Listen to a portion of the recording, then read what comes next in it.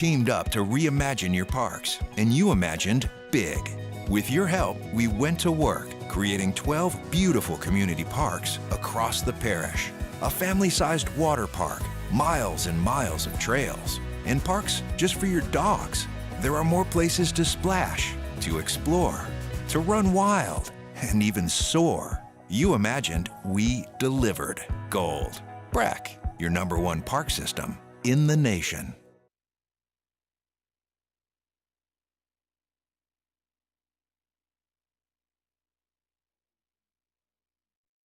This is SportsCenter. I'm Doug Brown. The first 4 games of the Western Conference Finals were decided by a total of 18 points. That's the lowest in 15 years in a conference finals. The Mavericks still lead the series 3-1, but ESPN's Kendrick Perkins believes the Timberwolves have more to say. First of all, they're winning Game 5. It's going to Game 6. And a team like the Minnesota Timberwolves that's already confident, a guy like Anthony Edwards, who's the leader, who's already got a high level of confidence, you can't give them life. Kendrick Perkins on NBA Today. Derek Lively of the Mavericks, questionable with a neck sprain. Coverage of Game 5 starts at 8 Eastern here on ESPN Radio. WNBA players Breanna Stewart and Nafisa Collier plan to launch a new women's 3-on-3 league next year called Unrivaled. The league will play in the W's off-season and is promising the highest average salaries in women's pro sports. On the ice tonight, Game 5 of the Eastern Final, Panthers and Rangers in New York. The series is tied at 2. As humans, we like having options. One option you might like is speaking with a real person when you call about your credit card. With 24/7 live, U.S.-based customer service from Discover, everyone can talk to a real person anytime, day or night. Limitations apply. See terms at discover.com/credit card.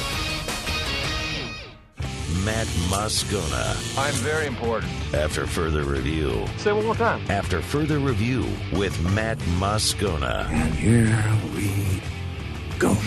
Live from the Mercedes-Benz of Baton Rouge Studios. Let's ride!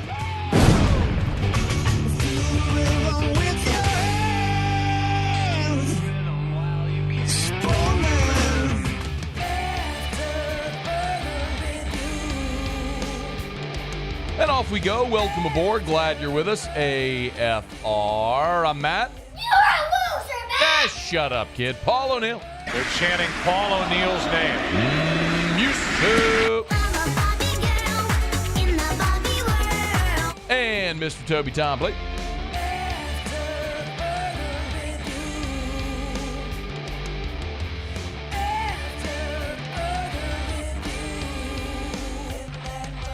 All right, we're here. Glad you are as well. Get out there and make it a good one. Boy, do we got a ton to do today. Jay Johnson updates his regional pitching plan. We got Wofford head coach J.J. Edwards. We got a Louisiana blue chip prospect leaving the state. We got Mintz here with picks. We got NFL FPI projections for 2024. We got a ton to do, but let's begin as we do every single day.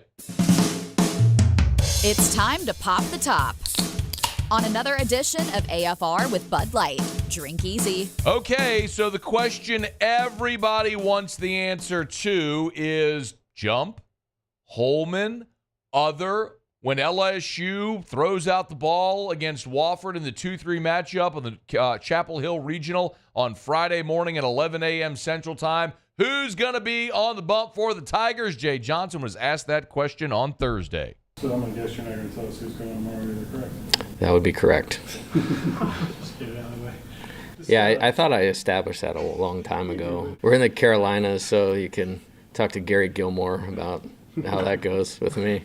So, Jay Johnson will not name a starter. That's really no surprise. That's just kind of how Jay handles that. He's almost Milesian in that respect. Les was I'm not going to say Jay's a paranoid coach, but Les was as paranoid a coach as I've been around. He didn't want to give any perceived advantage whatsoever. The story that we often tell is P.J. Lonergan. LSU was playing Tennessee in 2011. And Lonergan, that was the great LSU team, of course, that went undefeated and 13-0, and then as we know how it ended. But Lonergan was a great SEC player, and he was the center on that team, and they were going to play Tennessee in Knoxville, and all week Les insisted that Lonergan was going to play. Not only did P.J. Lonergan not play, P.J. Lonergan didn't even get on the bus to go to the airport to travel with the team. Like, that dude was sitting at his apartment probably crushing beers. I actually can't back up that part. But Jay's similar in that respect. If there's any perceived advantage whatsoever, he's not going to forfeit it by giving you information he doesn't have to give you. So he's not going to tell Wofford at all what his plans are. He was also asked about Christian Little. As we know, Little suffered the lat injury in the SEC tournament final against Tennessee. Left that game, was up in the air as to whether or not he'd be available. Here was Jay asked that question. Is there any update on Christian's availability for this week? Yeah, we'll keep that to ourselves. Sorry. Doesn't do me any good to talk about it. So, Jay Johnson's giving us absolutely none of the answers that we want to the questions that we're interested in. So I guess we'll find that out whenever we do. It's hard for me to – I'm just going to shoot from the hip here. I do not know the answer to the question if Christian Little is going to be available. It's hard for me to imagine him having a lat injury on Sunday and then being available by Thursday, because when you have to set your postseason rosters, you have to make that determination if Little is going to be available, because your rosters are cut down for the postseason. If it's only a probability, even slight, especially with a pitcher, in the event that you fall into the loser's bracket, you can't have a guy on the active roster that has no chance or a slim chance of pitching for you in the event that you may need him coming out of the loser's bracket. So if it's the regular season, it's not as big of a deal as it is in the postseason, because you have to shrink your roster, and you can't justify giving a roster spot to a guy that may, especially as a pitcher, that may not pitch. Competitively, it stinks, because I could make an argument that Christian Little right now is your best right-handed reliever. Ackenhausen and Herring both, of course, from the left side. Little, Guidry from the right side. And then, like we know, after Jump Holman and those four, it's Ulloa, it's Lohr, it's a couple of guys that you count on to piece things together. But in the event that you need to come out of a loser's bracket and you need length, you need someone who you know is going to be available. So again, I do not know the answer to that question about Christian Little. Maybe he pitches tomorrow, surprises us all, and is awesome and has had a great recovery. But it's hard to imagine that if from Sunday to Thursday that you know the answer to that question. Now, the interesting thing that Jay was asked about was sort of his process of setting up his pitching staff throughout a regional, because this is, look, when a game starts, there's so few things that a coach or a manager can actually control in baseball. Coach can't throw the pitch, can't swing the bat, can't make the catch in the outfield. What you can do is you can decide how you want to set up your pitching in a given moment. Like, do you let this pitcher near the end of his day face that hitter?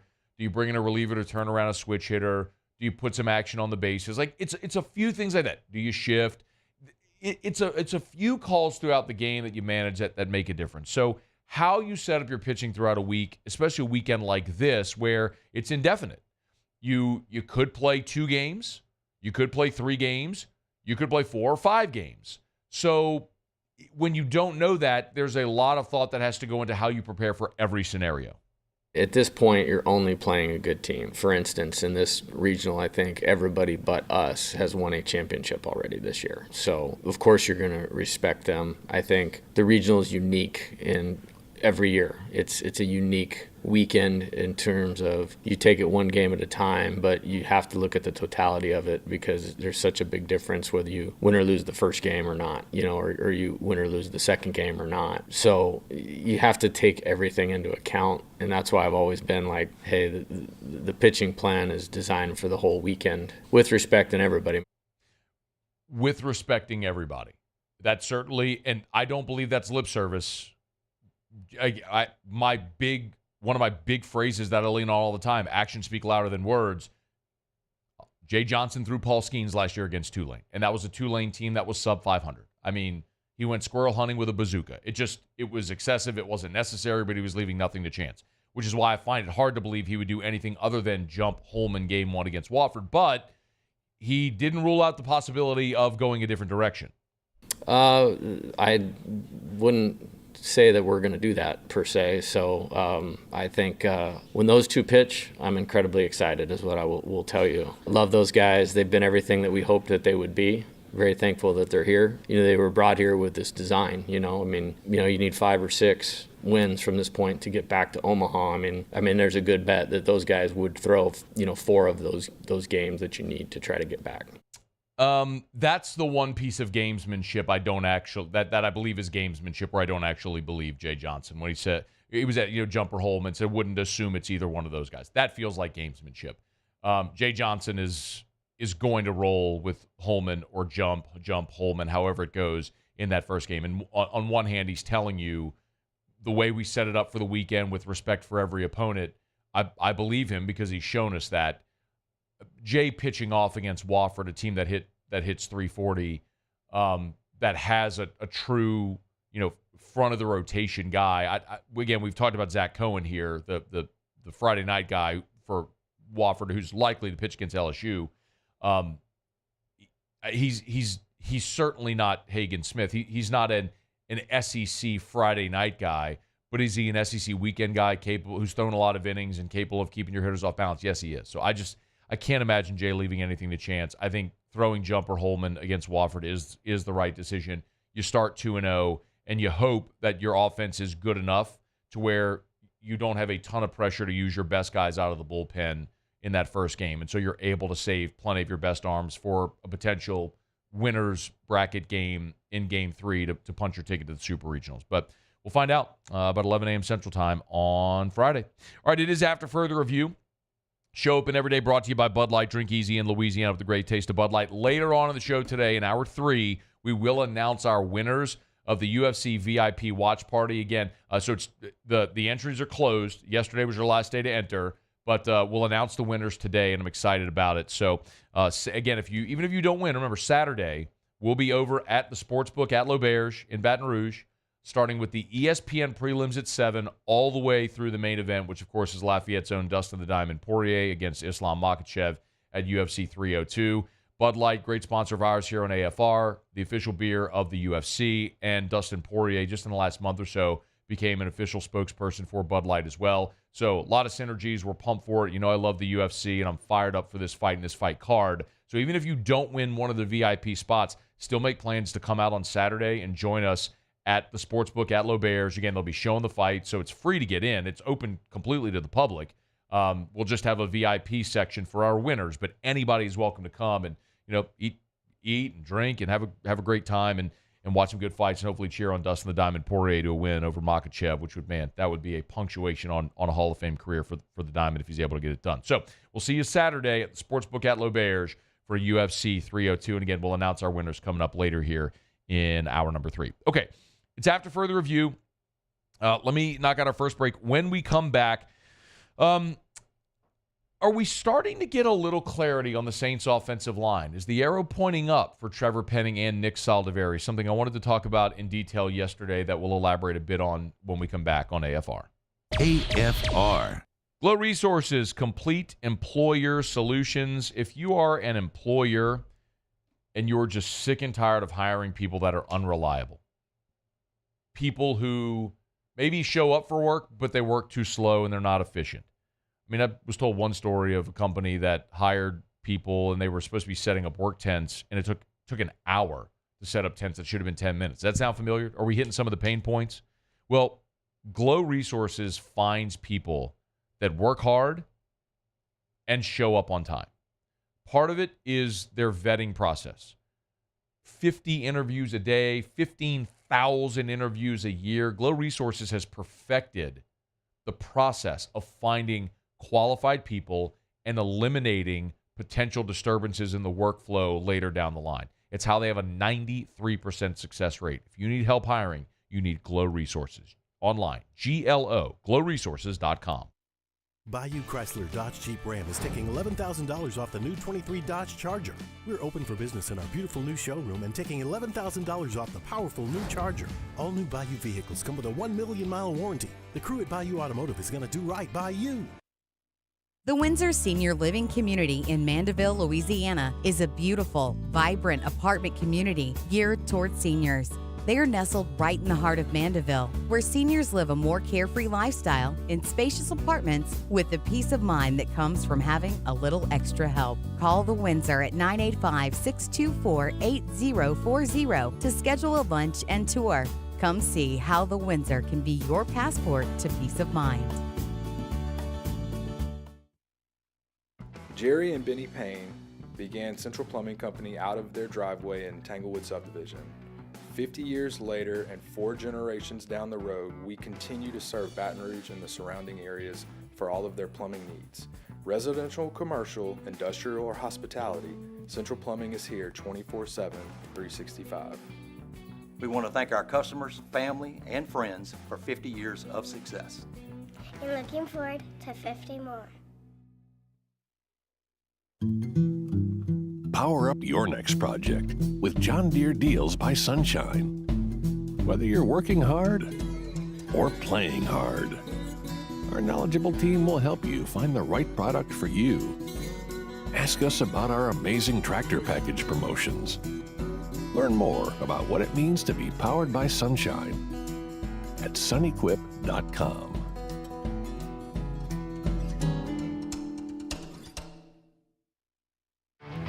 There it is, the extra mile, on the border of expected and extraordinary for those willing to go further, like vans customized for work or play, with safety and tech to keep you connected, supported by a 5-star sales, service, and finance team, and backed by the 1-star you know. So go the extra mile. It's never crowded, because so few have what it takes to go there. Mercedes-Benz Vans. I've been doing business with Luba for 25 years. They're dependable, trustworthy. It's just the attention to detail with our clients. Our folks have years and years of experience. They're highly trained professionals, but many companies have that asset. What I'd like to think makes Luba a bit different is that we use those talents in a way that truly is dedicated to serving the needs of the folks who depend on us. He's here. Anyone want a Coors Light?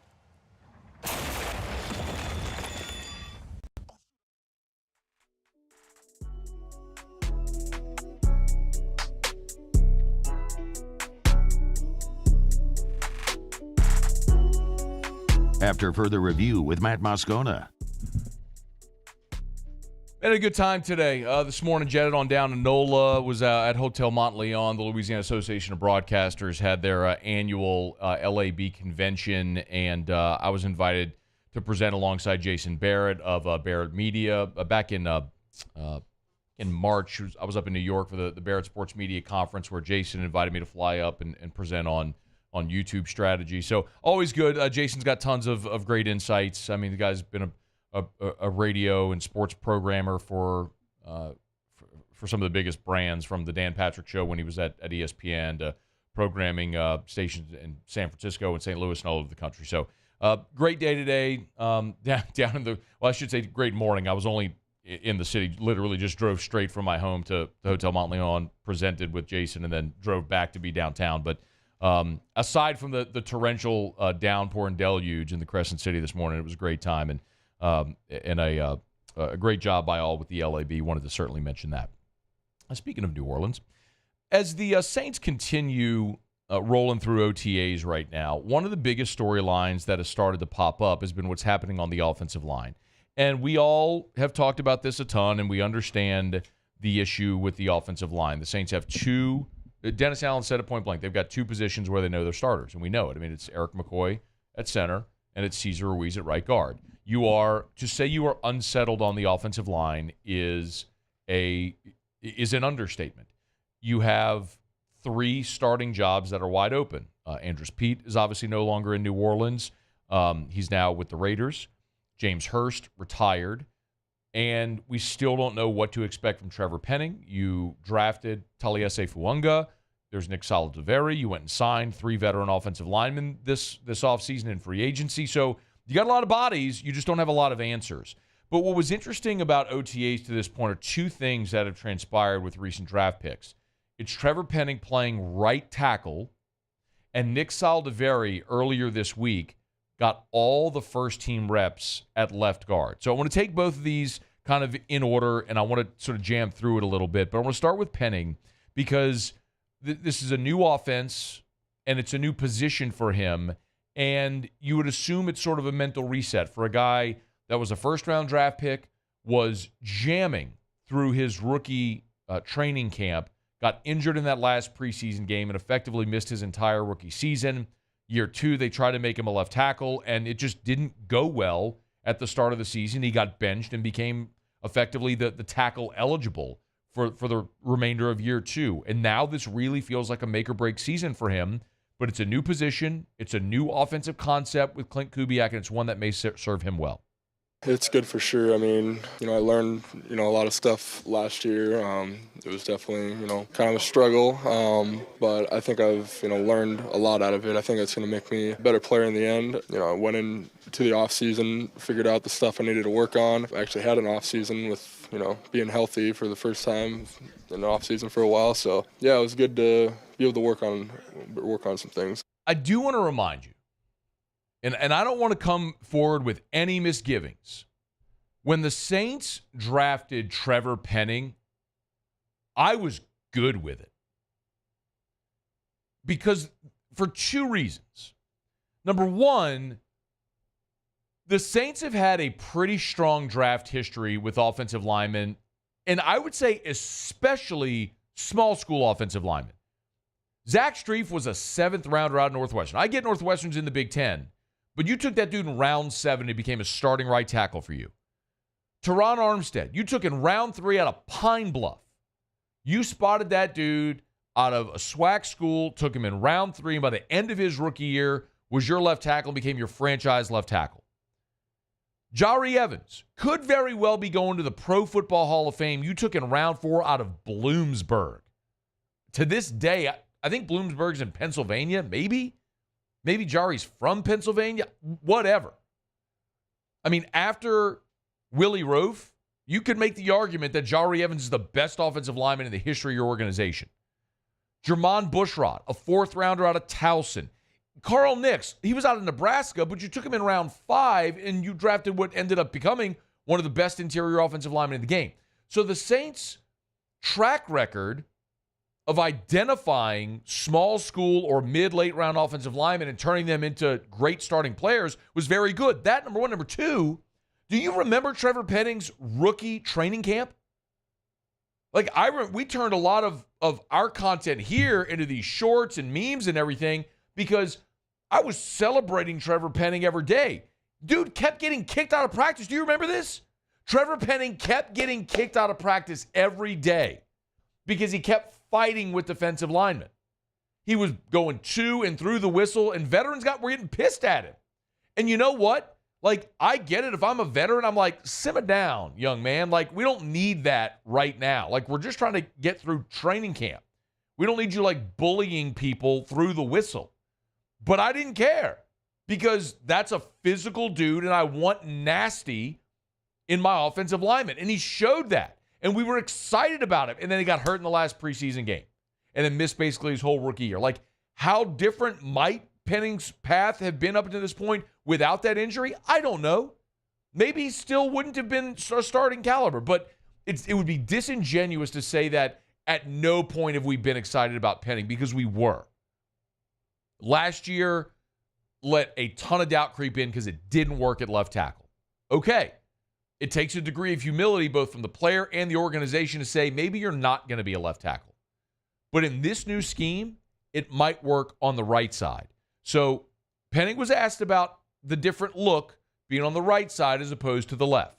I mean, it's not as much as you would probably think because the whole offseason we trained down when I'm down in Frisco with Duke Manyweather. We trained both sides. So it's already kind of... I've kind of been there already. We work on that down there, like 50-50 pretty much. So it's not too much of a change. I just want to remind you. So there's Trevor Penning telling you, like, I've been working left and right when I'm in my offseason training. I want to remind you this. A few weeks back, John Stinchcomb, great former Saint, 2nd round pick, 37 overall, the University of Georgia, similar to Penning, didn't really become a starter until year 3, and then became your franchise right tackle, who was the right tackle on the Super Bowl team back in 2009. John Stinchcomb effectively said the same thing. There is a transition. There is a muscle memory element to how you feel and how you set. But with that said, it just comes with reps and time. I think the bigger jump is from tackle to the inside position rather than from right to left. So much is made about the left tackle being the premier position, as if right tackle doesn't face the exact same personnel. The plays are still the same. The old adage that you're protecting your quarterback's blind side is a little bit of garbage, because it's field side and tight side. So if a quarterback is on the right hash, then most of the reads are to his left, which means the back of his helmet is facing the right side. So I don't think it's as big of a difference between the ask of what you are demanding of your left tackle from your right tackle.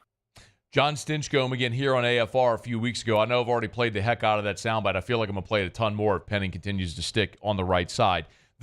What is significant about what's happening now, and I don't want to overstate it, there are no pads on. This is not full speed. This is not full contact. This is OTAs. This is voluntary, organized team activities. It's glorified walkthroughs is what this is. Eventually, they'll get to minicamp, and then they'll get to training camp, and they'll have preseason, and they'll have joint practices, and we're going to learn a lot more. So I'm not trying to overstate it, but you have to take a first step, and the first step seems to be a positive one. I would feel dramatically different if today Penning wasn't even running with the ones at OTAs on either side. That would be a much different feeling if you were just sliding Ole Udo in as your right tackle right now, and Penning was just trying to earn reps somewhere. Now, the other part of this as well is Nick Saldiveri. So when the Saints had media availability on Tuesday at their OTAs, Saldiveri took all of the reps with the first team at left guard. The first media availability, Shane Lemieux, who's one of the veteran free agents the Saints signed, and Saldiveri were splitting reps at left tackle. This may very well, candidly, this may just be giving each guy opportunities with reps to see how it goes. But you can allow your mind to wander to a scenario, a what-if scenario. If Taliese Fuanga starts at left tackle as a rookie, and Trevor Penning finds a home at right tackle, and Nick Saldiveri finds a home at left guard, then all 5 of your starters suddenly are your 5 draft picks, and 3 of them are on rookie deals. Saldiveri, Penning, and Fuanga. Then, of course, you got McCoy and Ruiz. Now you can start to look at a cohesive unit, which the Saints had for so many years, that here really, since they had to draft McCoy and Ruiz in back-to-back years, really you've seen that unit start to degrade. The injury to Ramczyk, Armstead leaving in free agency, Pete's on-again, off-again situation, Penning's inconsistency. Like, it's led to, the last 3 years being really challenging on the offensive line for New Orleans. This would seem to solidify it if you get there. Now, if it were that cut and dry, it's fair to ask the question, if the Saints really loved Nick Saldiveri and thought he was going to be the starter, and they loved Trevor Penning and felt like he was ready, then you wouldn't have gone out in the offseason and signed Shane Lemieux and Ole Udo and Lucas Patrick. You wouldn't have gone and added these 3 veteran linemen. Lemieux is a center guard, Udo is a guard tackle, and Patrick can play literally any of the 5 positions on the offensive line. So, you wouldn't have gone and signed all of those guys if you were supremely confident in the guys you had. That's just truth. So, actions speak louder than words. The actions map to, there's uncertainty and doubt here. We'll see ultimately if he gets there. But again, this is a good first step. And the other thing that I think we have to sort of map to a little bit here, especially with Clint Kubiak. Now, remember, Dennis Allen is the head coach, but he's a defensive guy. So in some respects, it's fair to say, and I think you would agree with this, that Clint Kubiak is kind of like the head coach of the offense. Well, Clint Kubiak just came from San Francisco. And for a long time, San Francisco, especially when they were with Harbaugh, built their lines of scrimmage through the draft. If it was Mike McGlinchey and Mike Upati, Trent Williams, both sides of the ball. Eric Armstead. We know like the long list of dudes that they've drafted in San Francisco on both sides of the ball. Well, that's not been the case of late since John Lynch became the GM. The starting offensive line this year for San Francisco, you have Trent Williams, who's your left tackle, former first-rounder, all-pro, everything. But Aaron Banks is a second-rounder. Jake Brendel is a former UDFA. Right guard John Feliciano is a fourth-rounder. And Colton McKivitz, their right tackle, is a fifth-rounder.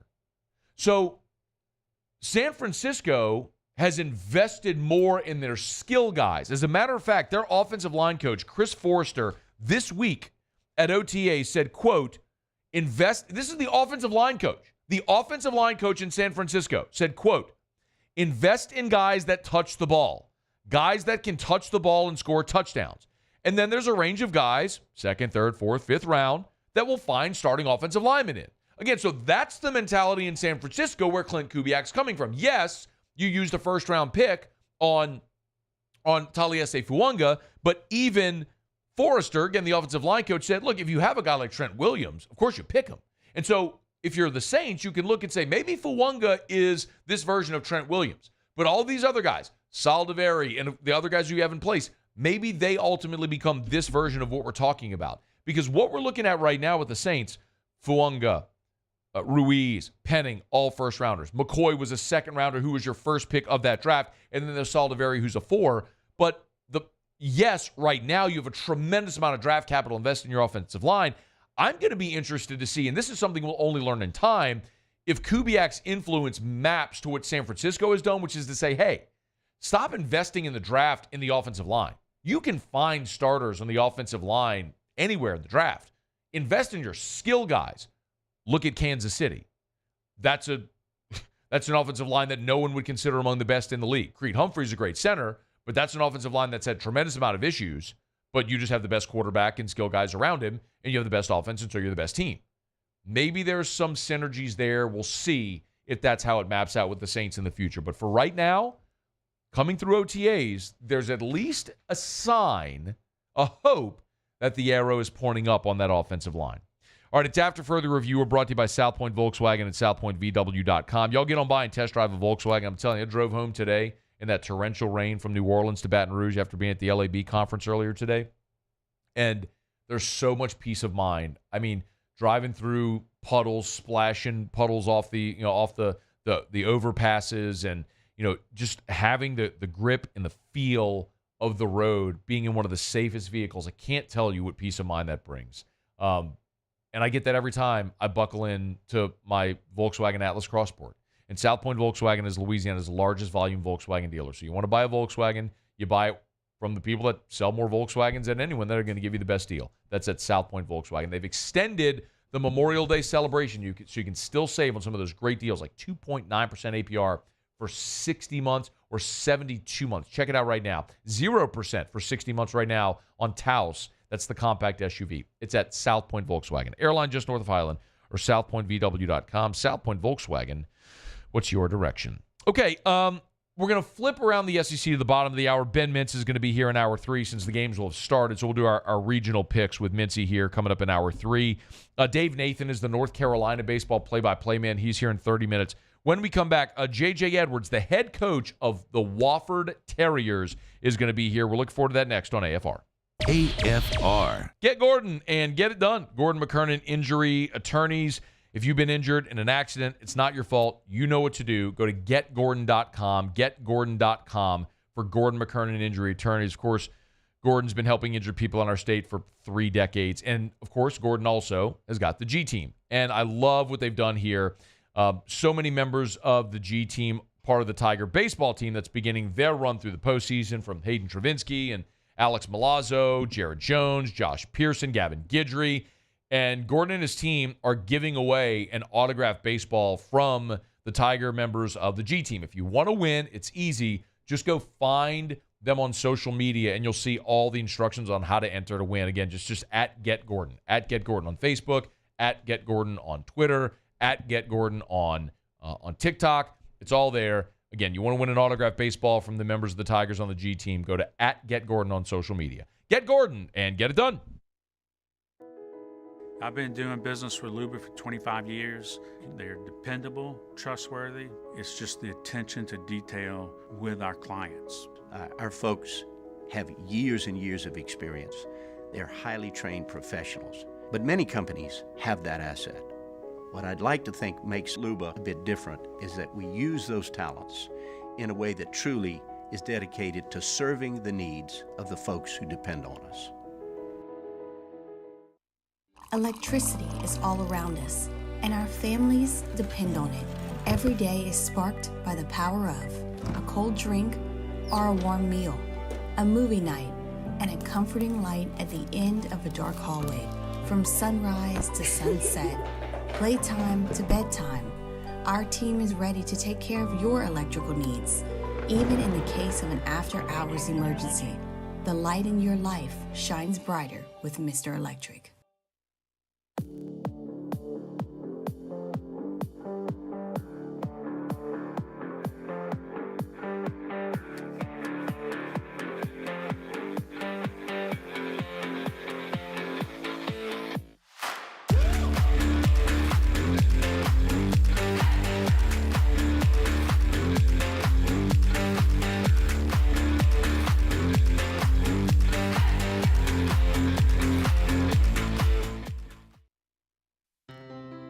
When it comes to ending cancer, we push forward, always working together for you.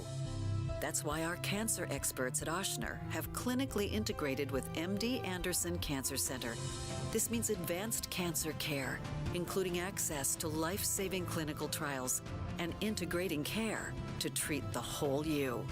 Introducing Ochsner MD Anderson Cancer Center. Long live you. There it is, the extra mile, on the border of expected and extraordinary for those willing to go further, like vans customized for work or play, with safety and tech to keep you connected, supported by a 5-star sales, service, and finance team, and backed by the 1-star you know. So go the extra mile. It's never crowded, because so few have what it takes to go there. Mercedes-Benz Vans. Hey, it's Matt Moscona. For years, you've heard me tell you about Insurance Network of Louisiana, helping you find better coverage for less money. But it's not just for your home and auto. They also offer commercial property. So, retail stores, professional offices like doctors, dentists, attorneys, clothing boutiques. Insurance Network of Louisiana can find you better coverage for less money. They service the entire state of Louisiana, and they're local.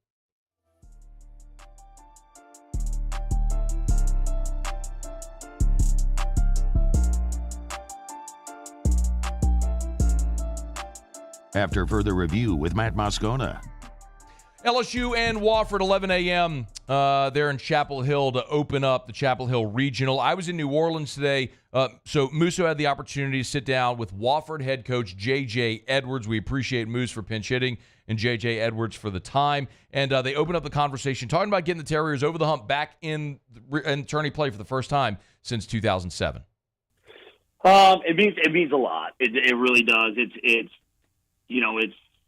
12 years as an assistant, 1 year of a head coach. And, if the people that know the history of the program, we were one win away from punching a ticket 3 times.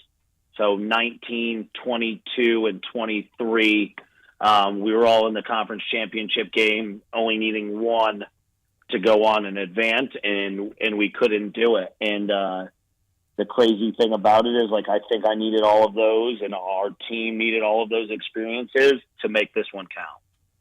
So, obviously you've been there through all of it, but it is a new age in college sports, and there is the transfer portal, and it's still a new voice, even though they know you. Why would you say your message stuck with this group and you were able to keep this roster together?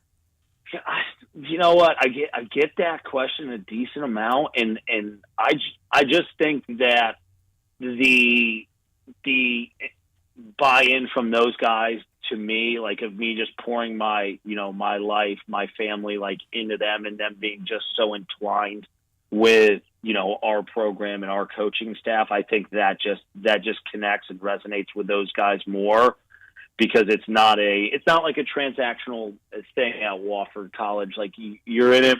The athletics is a huge reason you're there, but the academics is a huge reason, and it's just more of an all-encompassing kind of place because when the athletics run out, that Wofford degree is gonna kind of pick you up. So I don't know if it's necessarily me or the school or a combination of all of it, but I just think it's probably a little bit of all. But they just had some trust in how much that we were pouring into them and pouring into the school that they still had that belief in us. Talking with Coach J.J. Edwards, the head coach of the Wofford Terriers. Coach, let's go back to Selection Monday, if we could, before we kind of get into the regional itself. Y'all go on an incredible run in the SoCon tournament, which we're going to get to. So obviously, you finally punched that ticket. You have the automatic bid. You're sitting there watching the show. You see your name pop up in Chapel Hill, and then you see the defending national champions, LSU, pop up, and that's your first game. What? Obviously, look, you're happy to be there. It's a marquee game. What goes through your mind and the team's mind when you see that name pop up opposite yours? Yeah, so to give you the play-by-play of kind of what I was going through was the anticipation of that show is you're just waiting for it, you're waiting for it.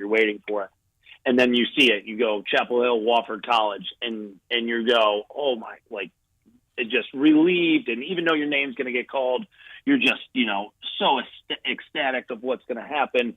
And then you're sitting there and the emotion of excitement takes over. And then you see the LSU Tigers get thrown right under you, and you go, and it switches in about a second to coach mode of going, okay, now what we need to do, like now what you need to do. So I'll say I had 3 to 5 seconds of pure excitement, and then it instantly switched over to coach mode of, hey, how do we got to do this? How do we go about it? How do we stack up our pitching? What do we do with our lineup? Who are they going to throw? What do they look like? And all of it goes through your mind instantly, and you're like, oh, that motion went away, and the coach switched back over.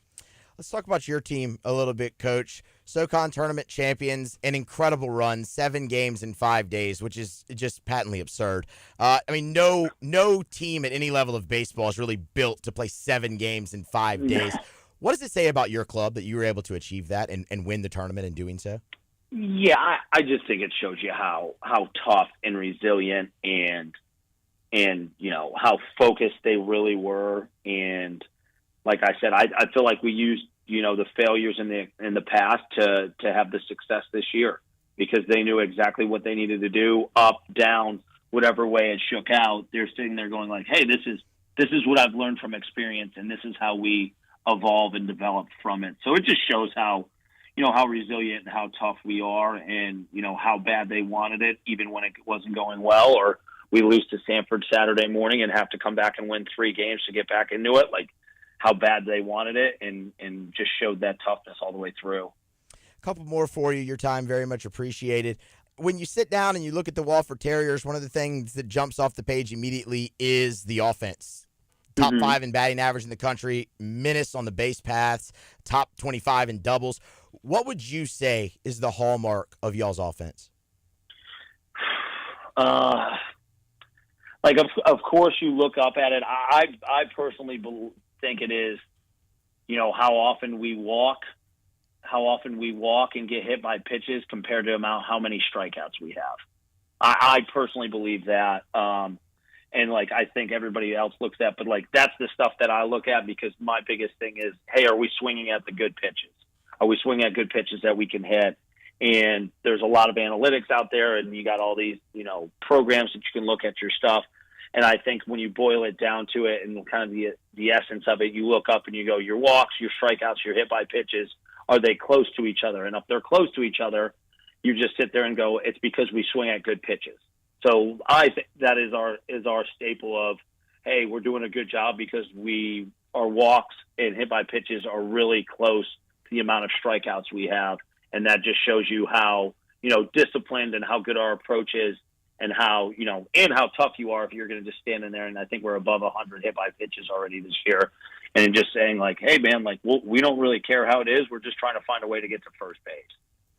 It also doesn't hurt when you have a horse on the mound like Zach Cohen, the reigning national pitcher of the week from D1 baseball. Pitched on 3 days rest in the tournament, and then 4 days rest would be Friday. Have y'all made a decision on how you want to handle the Friday game yet? Yeah, we have not. I'm getting that a lot. He's going through all of his treatments and his throwing program, and we practice at Chapel Hill here in, the next hour and a half. So we're going to probably see how he is responding, how he is going, and then make our decision off of that. He's going to play He's going to play the game of baseball for a long time. So we are trying to do what's best for him. But him and Camden Wicker were absolute workhorses for us in the tournament, and we needed every pitch that they could provide for us. And we're just looking out for what's best for the program, but at the same time for those guys. One more on Cohen. When he is going good, you said he's going to play the game for a long time. When he's going good, what does that look like? Think about a shortstop pitching, and that's what you're going to think. A lot of strikes. His changeup is phenomenal. He's added a breaking ball into it, so it's now a 3-pitch mix. A lot of strikes, hard to score on, really good pick move, like all of it. Just think about it. Like I was saying, everybody's like, what is he so good? And I go, he's a shortstop. He's a Division I shortstop who made the decision of, hey, I'm going to pitch a lot of innings for us, so I'm just going to pitch. And that's what it is. It's just the athleticism and the feel and all of it, and trusting everything he's doing. That's what you get out of Zach. Last one for you here, Coach. We'll get you out of here on this. And again, your time very much appreciated. I know it's a busy time, as we kind of said off the top. Why is this the year for Wofford to win an NCAA tournament game and get over the hump? I don't know. I think it's just, you look at this group of seniors who is the winningest, has the most wins in Wofford college history, with 3 40-win seasons in a row. And you look up and you go, man, like, these guys deserve it, but these guys have also earned it, and not like, nobody's going to hand you anything. It's the NCAA tournament. We're not expecting LSU to sit there and go, hey, we're going to just hand them one, or LIU or Chapel Hill. Nobody's going to hand you one. But I think these guys, how they go about their business is going to put us in a good spot to make a run at this thing. LSU and Wofford. He is head coach of the Terriers, J.J. Edwards. They open up the Chapel Hill Regional Friday at 11 a.m. Central. Coach, we appreciate you taking some time today to sit down and chat with us, and best of luck this weekend. Thanks for having me. You sitting down with J.J. Edwards from Wofford earlier this morning. 2 really interesting things I thought he said there. What does it look like when Zach Cohen's going well? It looks like a shortstop. Pump strikes, good off-speed stuff. So not a ton of velo, but an athlete on the mound is sort of what he's saying there. And then when the offense is going good, it's their ability to get on base, walks, hit by pitch. So if you're LSU, you want strike throwers on the mound against Wofford, but when a team hits 340, you don't want to eat up too much of the plate. We'll get a good look at the Terriers tomorrow, starting at 11 a.m. Okay, it's after further review. Quick break. We'll wrap up with hour number 1 with Around the SEC next.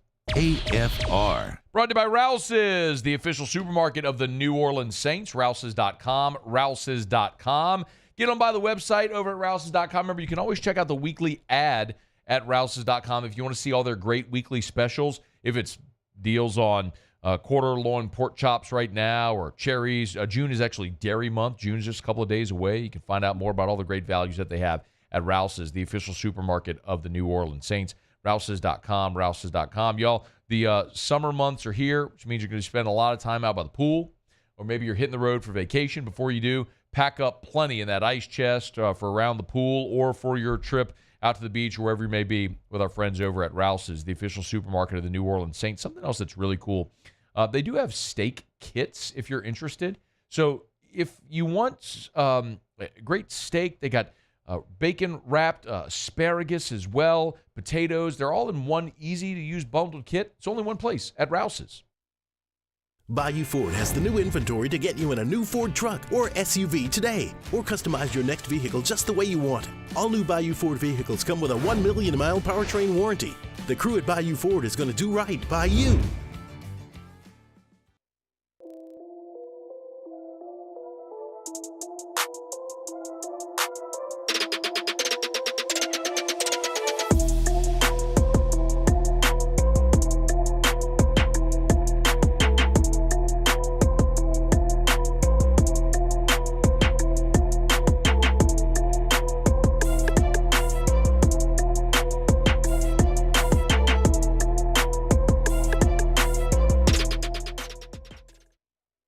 Breck teamed up to reimagine your parks, and you imagined big.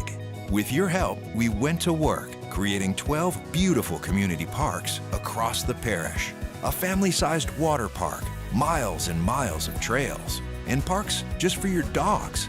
There are more places to splash, to explore, to run wild, and even soar. You imagined, we delivered gold.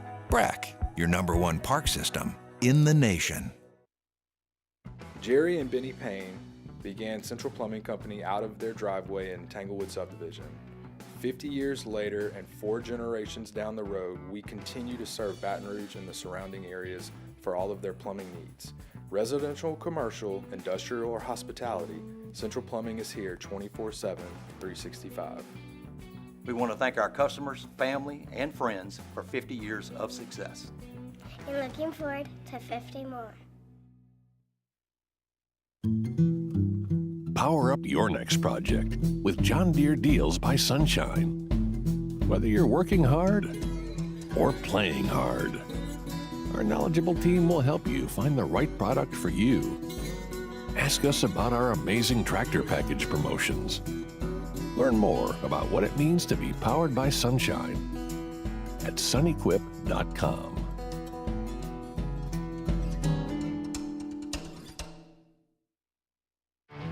There it is, the extra mile, on the border of expected and extraordinary, for those willing to go further, like vans customized for work or play, with safety and tech to keep you connected, supported by a 5-star sales, service, and finance team, and backed by the 1-star you know.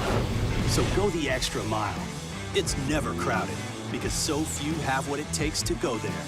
Mercedes-Benz Vans. At Relief Windows, we're more than windows. We're windows, doors, hardy plank, and vinyl siding. But our #1 product is always customer satisfaction.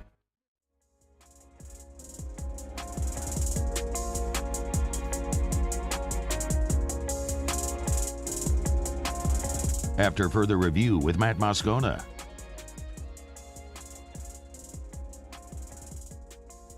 We'll go around the SEC here in just a quick second. We did get 2 more football kickoff times for LSU for this upcoming 2024 season as the SEC spring meetings in Destin continue to roll along. So a week 2, the game, we know LSU will open up on Sunday, September the 1st at 6:30 p.m. Central for the game out in Las Vegas against USC on ABC. The weeks 2 and 3 games have now been announced.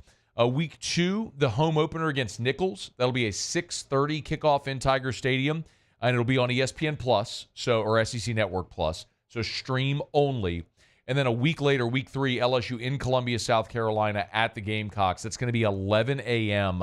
on ABC. So it's going to be a morning kickoff here in the Central Time Zone on ABC. But I want to remind you, something we talked about a few weeks back, because you drop the CBS 2:30 window, there's a real possibility that, probably a likelihood, that all of LSU's home games this year are going to be night games. It used to be that CBS wanted to make sure they were in Tiger Stadium at least once a year, which generally meant it was going to be that 2:30 afternoon kickoff for a marquee game. Well, now ESPN, ABC control the entire inventory. They could put every LSU game at night on one of their platforms, which I think is likely to happen this year, but we'll wait and see. But 11 a.m. against South Carolina in Columbia, week 3. All right, it's after further review. We're glad to have you aboard with us here. We're brought to you by Relief Windows and ReliefWindows.com. Energy-efficient replacement windows, beautiful entry doors, hardy plank vinyl siding. They do it all and better than anyone. I saw Brandon Holly yesterday, actually, over at the BR Rougarou press conference. So, great supporter of the local community and so many charitable events as well, because Brandon and Adrian love to give back to the community, but mostly they're going to do amazing work. Everyone throughout that organization is going to be held to that standard where they don't take $1 from you until they're done and you're thrilled with the work. It's Relief Windows. Check them out online at ReliefWindows.com, ReliefWindows.com. Remember, they got those 3D models I keep telling you about when you go into the office. They could show you siding, windows, exactly how it would look on a home in a 3D model. So set up that consultation today. Call 288-8138, 288-8138, or go to ReliefWindows.com. Okay, let's do this quickly. Let's go around the SEC. Around the SEC, bringing you the biggest news from the nation's best conference, the Arkansas Razorbacks. Big loss for the Hogs. Dave Van Horn announcing Brady Tigert will not be on the 27-man roster for the Fayetteville Regional starting on Friday. Tigert has 13 starts on the season, an ERA just under 4, 59 and a third innings pitched. Van Horn said it's more of a shoulder than an elbow, but we'll see if Tigert would be available as the Arkansas Razorbacks advance. The Georgia Bulldogs. Georgia, their annual game against Georgia Tech will now be played on Black Friday, November the 29th. Dellinger had it first. Of course, the SEC has formally announced it now. We don't know yet what time, but it will be a primetime kickoff on ABC. It's a 6:30 p.m. kickoff on ABC. The Florida Gators. Florida freshman quarterback DJ Lagway has been featured in a new Gatorade commercial with his high school teammates and with Michael Jordan. There it is. I put the wrong thing in. Anyway, it's on social media. Check it out.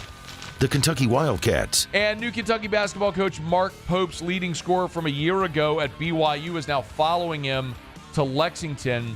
Jackson Robinson has withdrawn from the NBA draft and has committed to Kentucky's. A 6'7" guard was the Big 12 Sixth Man of the Year, one season of collegiate eligibility remaining. Okay, there you have it. That is around the SEC. A couple of more interesting tidbits. The Egg Bowl, by the way, is moving off of Thanksgiving. It's going to move off of Thanksgiving now and be played on Saturday of the final weekend of the regular season. So another sort of annual game changing dates. All right, Sports Center coming up. Then we're talking to UNC's play-by-play man. AFR. Love telling you about Supper Club. Y'all, it is 3:55 in the afternoon on a Thursday. You might be thinking, hey, I'm not ready to head home right after work. Get the weekend started. How about you get by Supper Club? But Scone, I don't have a reservation. Doesn't matter. Open seating at the bar. So you can always walk in and have a great cocktail or have dinner at the bar, meet some coworkers there after work, have a glass of wine, maybe meet a client, close some business. I would Scone, but I left the sport coat at home. Doesn't matter there as well. Of course, you're welcome to dress to the nines, throw on a sport coat, have the best night of your life. But the stated dress code, collared shirt, jeans or slacks, no holes in your jeans, but they're trying to avoid T-shirts and caps and open-toe shoes. So you got on a golf shirt and some nice slacks or jeans at work, you can head on to Supper Club and belly up to the bar, as they say, and have the night of your life. Remember, you can always call for reservations. They may have cancellations, but you want to celebrate that amazing event or have part of your staycation, make sure you include Supper Club, supperclubbtr.com. Bayou Chrysler Dodge Jeep Ram is taking $11,000 off the new 23 Dodge Charger.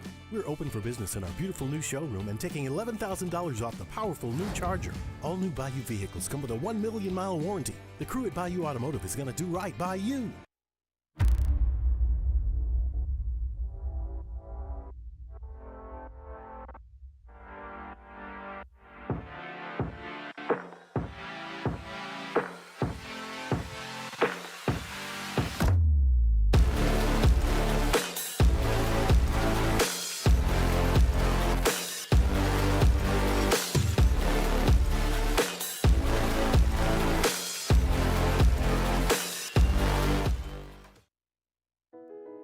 I've been doing business with Luba for 25 years. They're dependable, trustworthy. It's just the attention to detail with our clients. Our folks have years and years of experience. They're highly trained professionals. But many companies have that asset. What I'd like to think makes Luba a bit different is that we use those talents in a way that truly is dedicated to serving the needs of the folks who depend on us. When it comes to ending cancer, we push forward, always working together for you. That's why our cancer experts at Ochsner have clinically integrated with MD Anderson Cancer Center. This means advanced cancer care, including access to life-saving clinical trials and integrating care to treat the whole you. Introducing Ochsner MD Anderson Cancer Center. Long live you. Electricity is all around us, and our families depend on it. Every day is sparked by the power of a cold drink or a warm meal, a movie night, and a comforting light at the end of a dark hallway. From sunrise to sunset, playtime to bedtime, our team is ready to take care of your electrical needs. Even in the case of an after-hours emergency, the light in your life shines brighter with Mr. Electric. Hey, it's Matt Moscona. For years, you've heard me tell you about Insurance Network of Louisiana, helping you find better coverage for less money. But it's not just for your home and auto. They also offer commercial property. So, retail stores, professional offices like doctors, dentists, attorneys, clothing boutiques. Insurance Network of Louisiana can find you better coverage for less money. They service the entire state of Louisiana, and they're local. So call today at 293-0450 or lainsurance.net.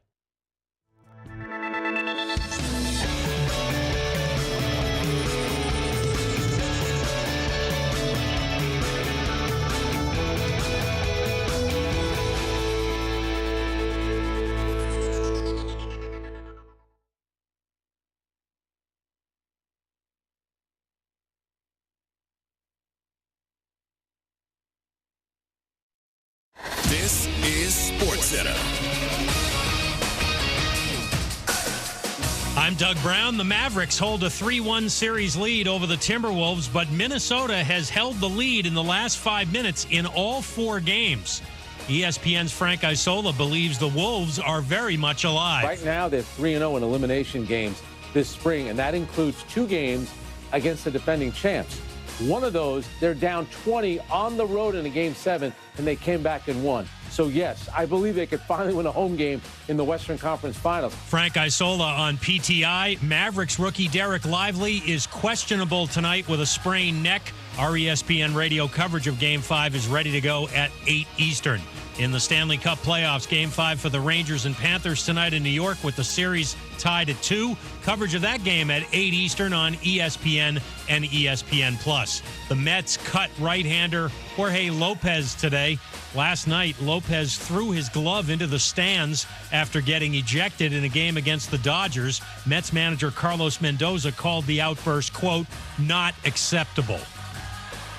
As humans, we like having options. One option you might like is speaking with a real person when you call about your credit card. With 24/7 live, U.S.-based customer service from Discover, everyone can talk to a real person anytime, day or night. Limitations apply. See terms at discover.com/credit card. Matt Moscona. I'm very important. After further review. Say it one more time. After further review with Matt Moscona. And here we go. Live from the Mercedes-Benz of Baton Rouge Studios. That's right.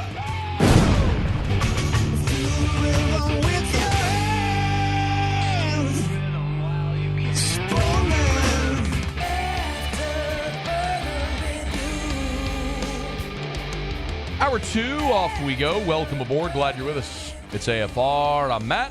Love you, Matt. Paul O'Neill. They're chanting Paul O'Neill's name.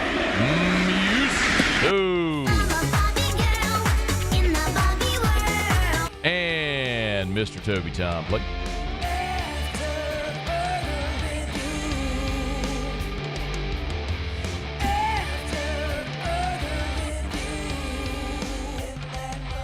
All right, we're here. Glad you are as well. Get out there, make it a good one. Our guy Mintz will be here in 1 hour. We'll give you some picks for college regionals across the country. About 15 minutes from right now, a blue-chip athlete from the state of Louisiana is leaving for another SEC school. We'll talk about that here shortly. We're less than 24 hours away from LSU and Wofford opening up Chapel Hill Regional. The host, of course, the North Carolina Tar Heels, the one team we've yet to preview. Let's do that now. Dave Nathan, the North Carolina Tar Heels play-by-play man, good enough to join us for a couple of minutes. Hey, Dave, we appreciate it. How are you? Matt, I'm doing well. It's impossible to miss the purple and gold in the Research Triangle this weekend. Give me a little bit of a scene setter, if you would, because I think that's a big question around here about how many Tiger fans are going to make that trek. Yeah, we're going to find out tomorrow. And, I spent 10 years in the SEC in a previous life. And I tell folks around here, for those that kind of chuckle about the phrase, it just means more, you're about to get a face full of it. And there's no doubt LSU takes its sports and especially baseball as seriously as anybody. And to have the caliber of teams that are assembling here in Chapel Hill, I mean, this is big time. The last time the Tar Heels and Tigers got together was in an elimination game in the College World Series back in 2013. And as tough as it was back then to imagine one of those teams not sticking around for more than 2 games, it's equally difficult to think that for the super regional round, one of these 2 teams, and who knows, maybe both of them, are sitting home beginning their off season. So no doubt, LSU folks, I believe, will travel and make themselves pretty well known around these parts beginning at noon tomorrow. You mentioned 2013, which is, of course, a sour memory for a lot of LSU fans. That was an amazing LSU team that came up short there at the College World Series, at the hands of North Carolina. That's the last time these 2 teams saw each other. How closely does this North Carolina team resemble some of those great teams that we saw advancing to and through the CWS to the finals? Yeah, that's a great question. And I've told anybody that'll listen this week that this current team for Carolina, while it's carved out its own identity based on what it did during the regular season, from a depth standpoint, it's the closest thing that we've had to that 2013 team that won 59 games. And while it didn't win a College World Series, may have been from top to bottom the best team that Carolina baseball has ever had. This team is different in the fact that you've now got the portal in terms of assembling your team. And you guys know this. There was a day and a time where freshmen would grow into sophomores and sophomores into juniors, and you'd have a core group of players in a nucleus that fans would get to know, and that would be the backbone of your team from era to era. It's not like that anymore. Carolina's gone to the Division III ranks to find their second baseman, Alex Madera. You've got a Quinnipiac transfer starting in right field, and Anthony D'Onofrio. Parks Harbor, who I know that you're familiar with from Georgia, is our starting first baseman. And then you've sprinkled in some freshmen like Luke Stevenson and Gavin Gallagher into the starting lineup to complement your Casey Cooks and your Vance Honeycutts and your Colby Wilkersons that have a lot of experience. But in some ways it's apples and oranges, but in other ways this feels like it's as talented a team and as deep as a team as we've had in the last 10 years. Yeah. Gallagher's batting .355. Parks Harbor, who you mentioned, the transfer's batting .351. I mean, this team as a whole is batting .311 with 105 homers. Is it fair to say that power is the hallmark of this team? Power is a big part of it. 3 more home runs, and this will be tied for the all-time home run hitting team in Carolina history with 108. And nobody's hit more homers in a Carolina career than Vance Honeycutt, and he's yet to play 3 full seasons. But the addition to Harbor, Alberto Osuna, who's the designated hitter, is having a type of career that most envisioned when he transferred here from Walter State. And then Casey Cook's the guy that's really jumped up this year. He only had 3 home runs in his entire career before this season, and now he's second in the ACC in RBIs. So he's the guy that's jumped up most year to year, but there's no doubt Carolina's hit it a ton around the yard. What teams, pitchers, styles have given that offense trouble? Historically, and I'll toss Chase Burns out because he's the outlier, sure. And you guys saw him when he was at Tennessee. I mean, he's dynamic, he's electric, he's as good a pitcher as I've seen since I've been doing this. So anybody's going to have trouble with that guy. But for whatever reason, historically, I hate to toss out the term junk lefties, but these guys that don't throw necessarily hard, but are just crafty, has given Carolina problems through the years, and we'll see if there's a guy like that comes to the ballpark this weekend. But it was 7 years ago, Carolina was the number 2 team in the country, and Davidson beat Carolina twice in the regionals in Chapel Hill, and those kind of guys were Carolina's undoing. It's interesting, and maybe the answer is, if you have one of those generational type prospect talents, I mean, that's going to give everybody trouble. And if you have one, I mean, LSU had one in Paul Skeens last year. Maybe that is the answer. You can be a great offense that just runs into a guy that just should probably be pitching in the major leagues. Dave Nathan's our guest, North Carolina play-by-play man. Any sense of what the Tar Heels are going to do on the bump there in Game 1 against Long Island? I've got better than an idea. I've got confirmation from the 4th-year head coach. How's that? Okay, I love to hear that. It's going to be Jason DeCaro, and he's a guy that came in as a true freshman. He only turned 18 last month. He turned down a ton of money in the Major League draft last year. He was the youngest guy in the draft. He was a top 150 prospect, and it's interesting. At the beginning of the season, our pitching coach said this is a guy that could compete for maybe a starting spot in the midweek or be a bullpen guy. But his stuff is undeniable. He's got 4 pitches. He can run the fastball up into the mid-90s. He's got a slider, changeup, a curve. They're all plus pitches. And ever since Jake Knapp, who was supposed to be our Friday starter, went down with an elbow injury, and then Folger Boaz, another freshman who was starting on Fridays for us, goes down with an issue, DeCaro's been bumped up to the number one guy, and he is not disappointed. Carolina's 10-4 when he pitches, and all 4 of those losses have come on the road. It does bear noting Carolina's 32-2 at home this year, which is the second best winning percentage of any team in the country behind UCSB. So the combination of DeCaro on a Friday night at home has been unbeatable, and the Tar Heels aren't going to mess around with the rotation. They're going to stick with the guy that they typically start with on the weekends, and that's DeCaro. Does that mean that Shea Sprague would pitch game 2? And I think we're all hoping and probably presuming that would be an LSU North Carolina marble game. Yeah, 100%. I mean, that's the hope and that's the expectation for both programs, and probably any innocent bystanders who just want to see 2 recognizable programs tangle in this thing. Sprague is entirely different from DeCaro. Here's a guy that started his career at Elon and was twice first-team all-conference, but you kind of scratch your head and wonder, is the stuff that played in the CAA going to play in the ACC or against a team from the SEC? And Sprague was second-team all-conference this year. Got a changeup, a slider, and his fastball hovers in the low 90s, usually in the upper 80s. But he can chew up innings. He's got great command, great location, and he's been a huge pickup for Carolina in the transfer portal. Hey, you said it, Dave. I mean, the way rosters are constructed are different now, but everybody leans on them. I mean, LSU's 2 sort of co-aces are both transfers as well. Jay Johnson's be a little more vague and coy about what his pitching plans are, which I guess every coach can do it their own way. Maybe a thought, Dave, on that North Carolina bullpen, because pitching depth obviously could just in these 4-team regionals that could advance to a Monday. Pitching depth matters could end up mattering a lot. Oh, that's 100% right. For a best case scenario for Carolina, DeCaro goes 6+ tomorrow, and your bullpen is whole going into that second game, whoever it's against. The Tar Heels team ERA is best in the ACC and among the top 15 in the country. And Dalton Pence is a lefty who Carolina thought at the beginning of the season might be their best back-end guy. But there have been situations in the middle innings this year where you feel like the game might hinge on a play here or there, and Coach Forbes hasn't hesitated to go into the bullpen to use Pence in middle to long relief situations. He was used as a starter at this stage last year. So he's really unique, and Carolina can use him in a lot of ways, but I would not hesitate to think that Coach Forbes would go to Pence in a situation maybe in the 4th or 5th inning of a must-have game. Another back-end guy is Matt Poston that's got some mid-90s stuff.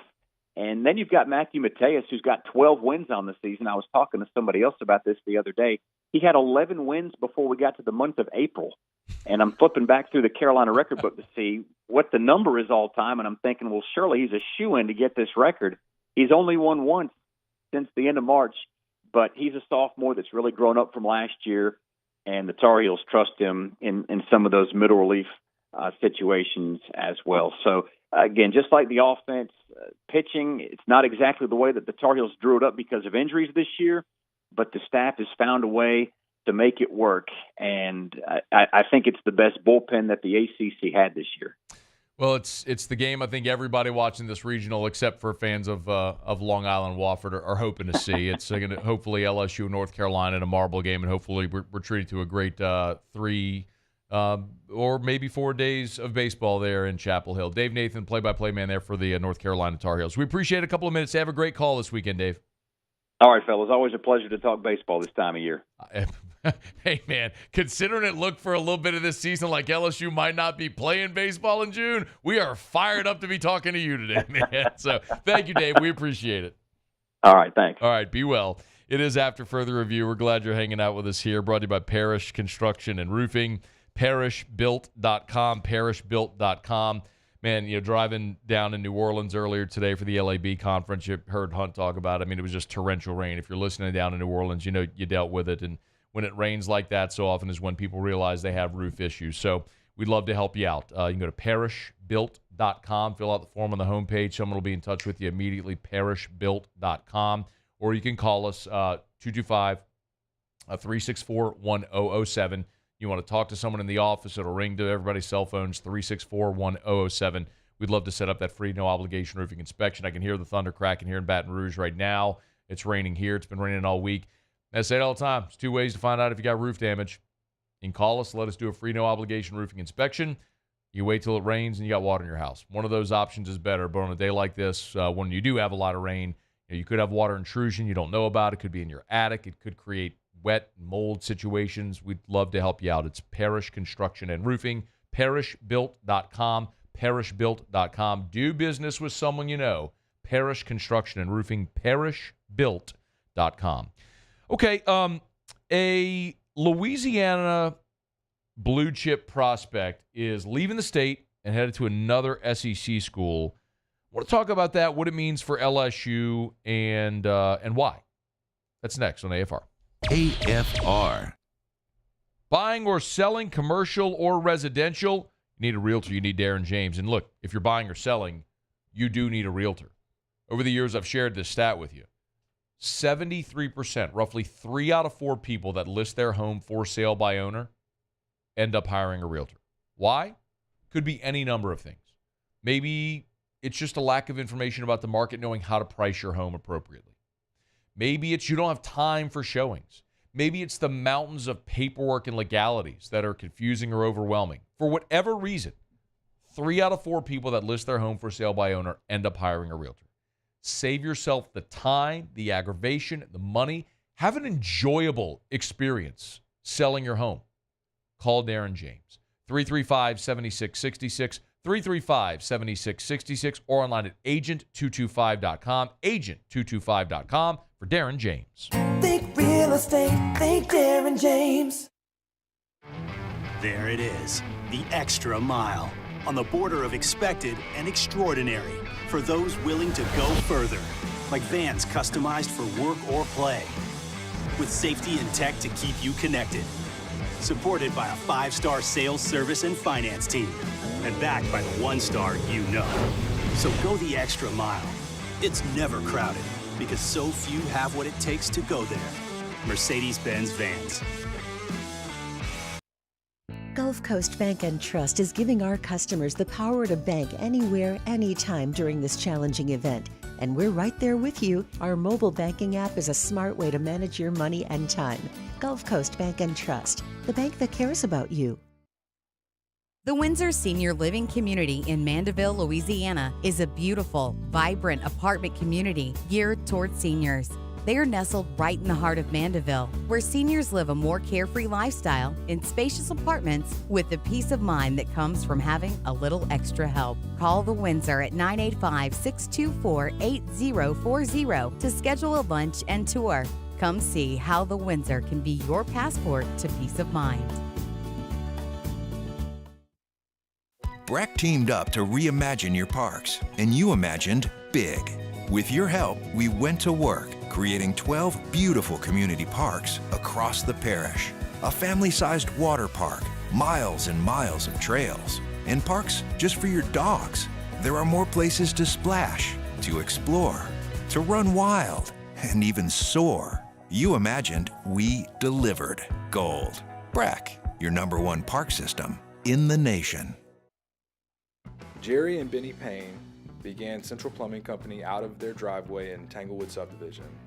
50 years later and 4 generations down the road, we continue to serve Baton Rouge and the surrounding areas for all of their plumbing needs. Residential, commercial, industrial, or hospitality, Central Plumbing is here 24/7, 365. We want to thank our customers, family, and friends for 50 years of success.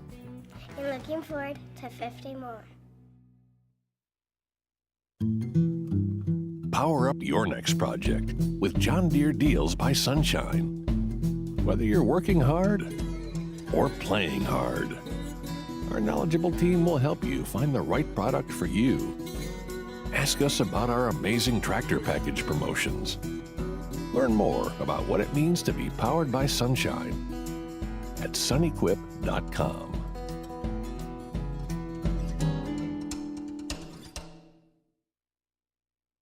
At Relief Windows, we're more than windows. We're windows, doors, hardy plank, and vinyl siding.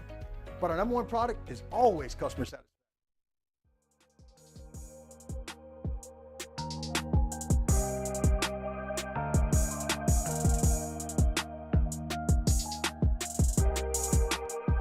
after further review with Matt Moscona.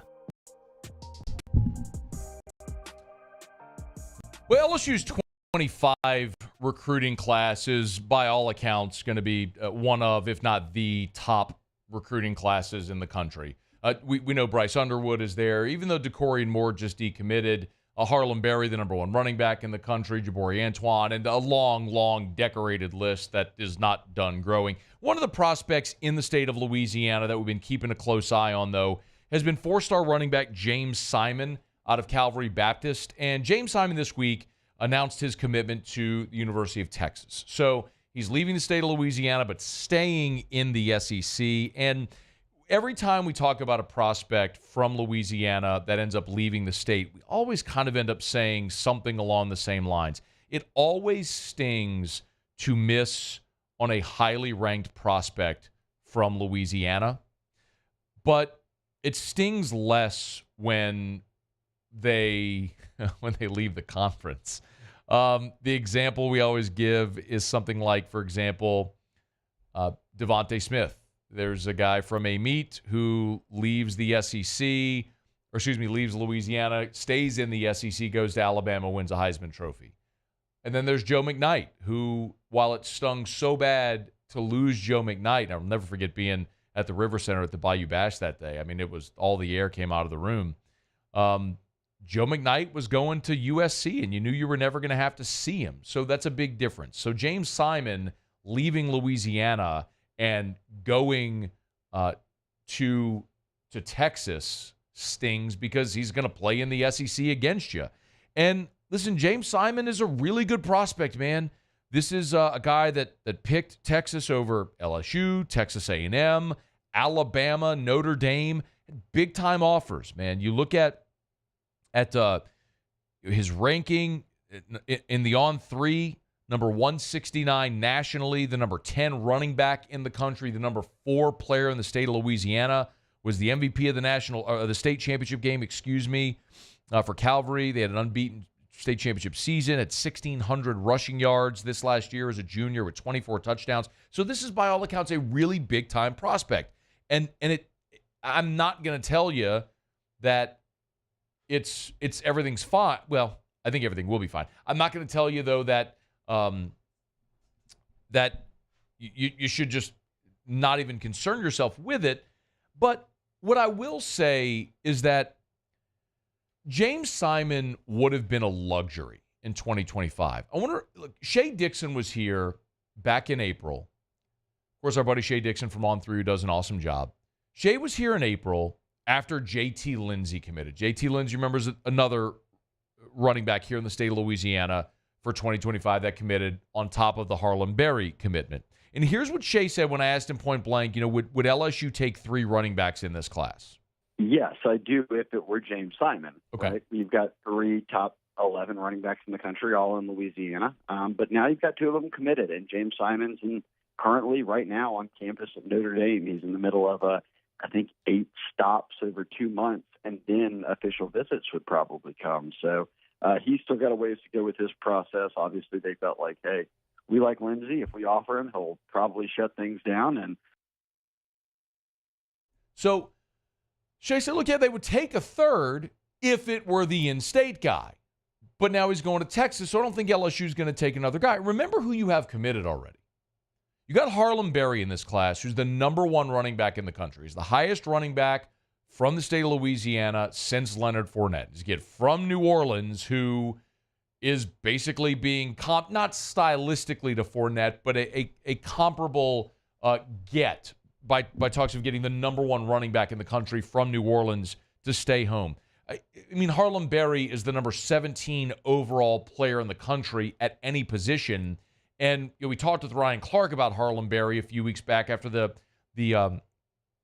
7-on-7 tournament, where he said Berry was as good a pass catcher as any receiver in that tournament. The guy plays running back. So, I mean, you're talking about a guy that comps to Christian McCaffrey. We've heard those comps coming out of high school. I'm not saying Harlem Berry is going to the NFL today and going to be Christian McCaffrey. What I'm saying is, coming out of high school, the comp is McCaffrey, size, skill set, all that sort of stuff.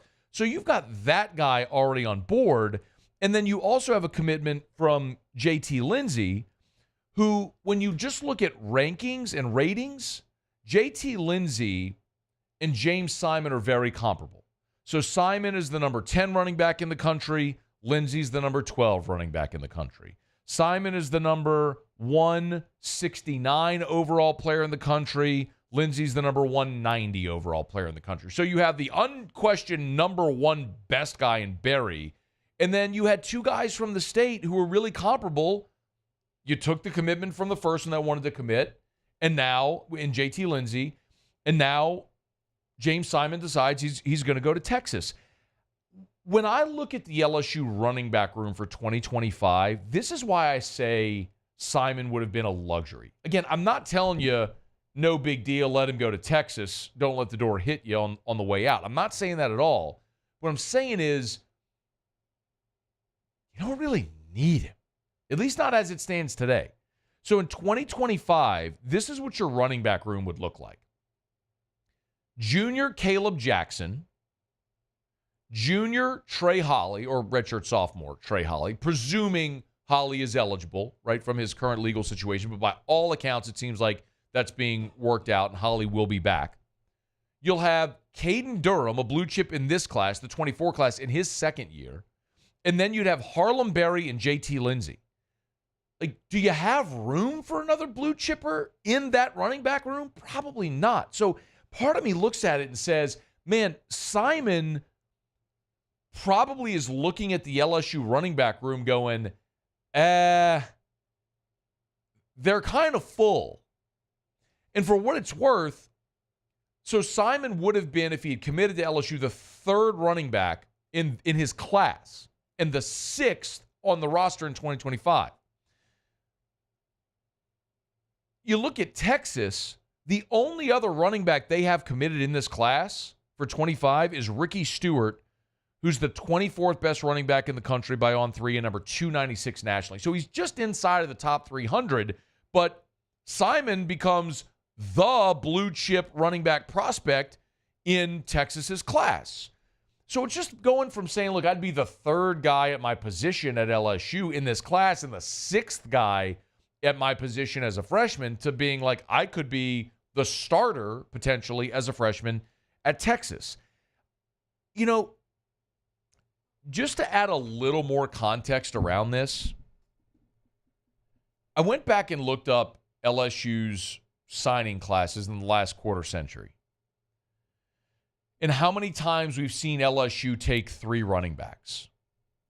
LSU has not taken three running backs in a class since 2010. It was Alfred Blue, Spencer Ware, and Jakari Gore. Remember Jakari Gore out of Miami who didn't pan out here? That was the last time LSU took three running backs in a class. And I'll remind you that 2011, after Ole Miss signed, 40 guys or whatever it was, that's when the NCAA put the hard cap at 25. So you had to be more diligent with your spots. So basically, in the era where you really had to identify and allocate positions of need because you were capped at 25, LSU never signed three running backs when there was a cap. Never did. You have to go back to 2010 when they signed three. They did it in 2006 as well with Richard Murphy, Charles Scott, and Keelan Williams. That was a hell of a class. And you, of course, take all three of those guys. I would say that'd be comparable if you were taking Simon in this class. And then Nick Saban back in 2002 signed four running backs. But, it was a different era. And if I read off some of the names, you'd understand why you just take as many guys as you wanted back then because you could. So I guess all that to say, to bring it full circle, I think James Simon is a really good prospect, clearly. He's a very good running back in the state of Louisiana. He's a 4-star. He's a top 200 prospect in the country, and he's going to Texas and had major offers. In a vacuum, just knowing that and seeing James Simon leave the state for Texas, that stings. But when you pull back and take the 10,000-foot view and you go, you got Harlem Berry and JT Lindsey already committed for 2025, and you'll have Caleb Jackson, Trey Holly, and Caden Durham already in that running back room. You realize you don't need James Simon. Like in 2014, LSU needed Leonard Fournette. Remember, they didn't take a running back the year before with the intention of saying, look, to Leonard, we didn't even take a running back last year because we are opening the door for you to come in and be the dude day one. They had to. All of their chips were pushed to the middle of the table with Fournette.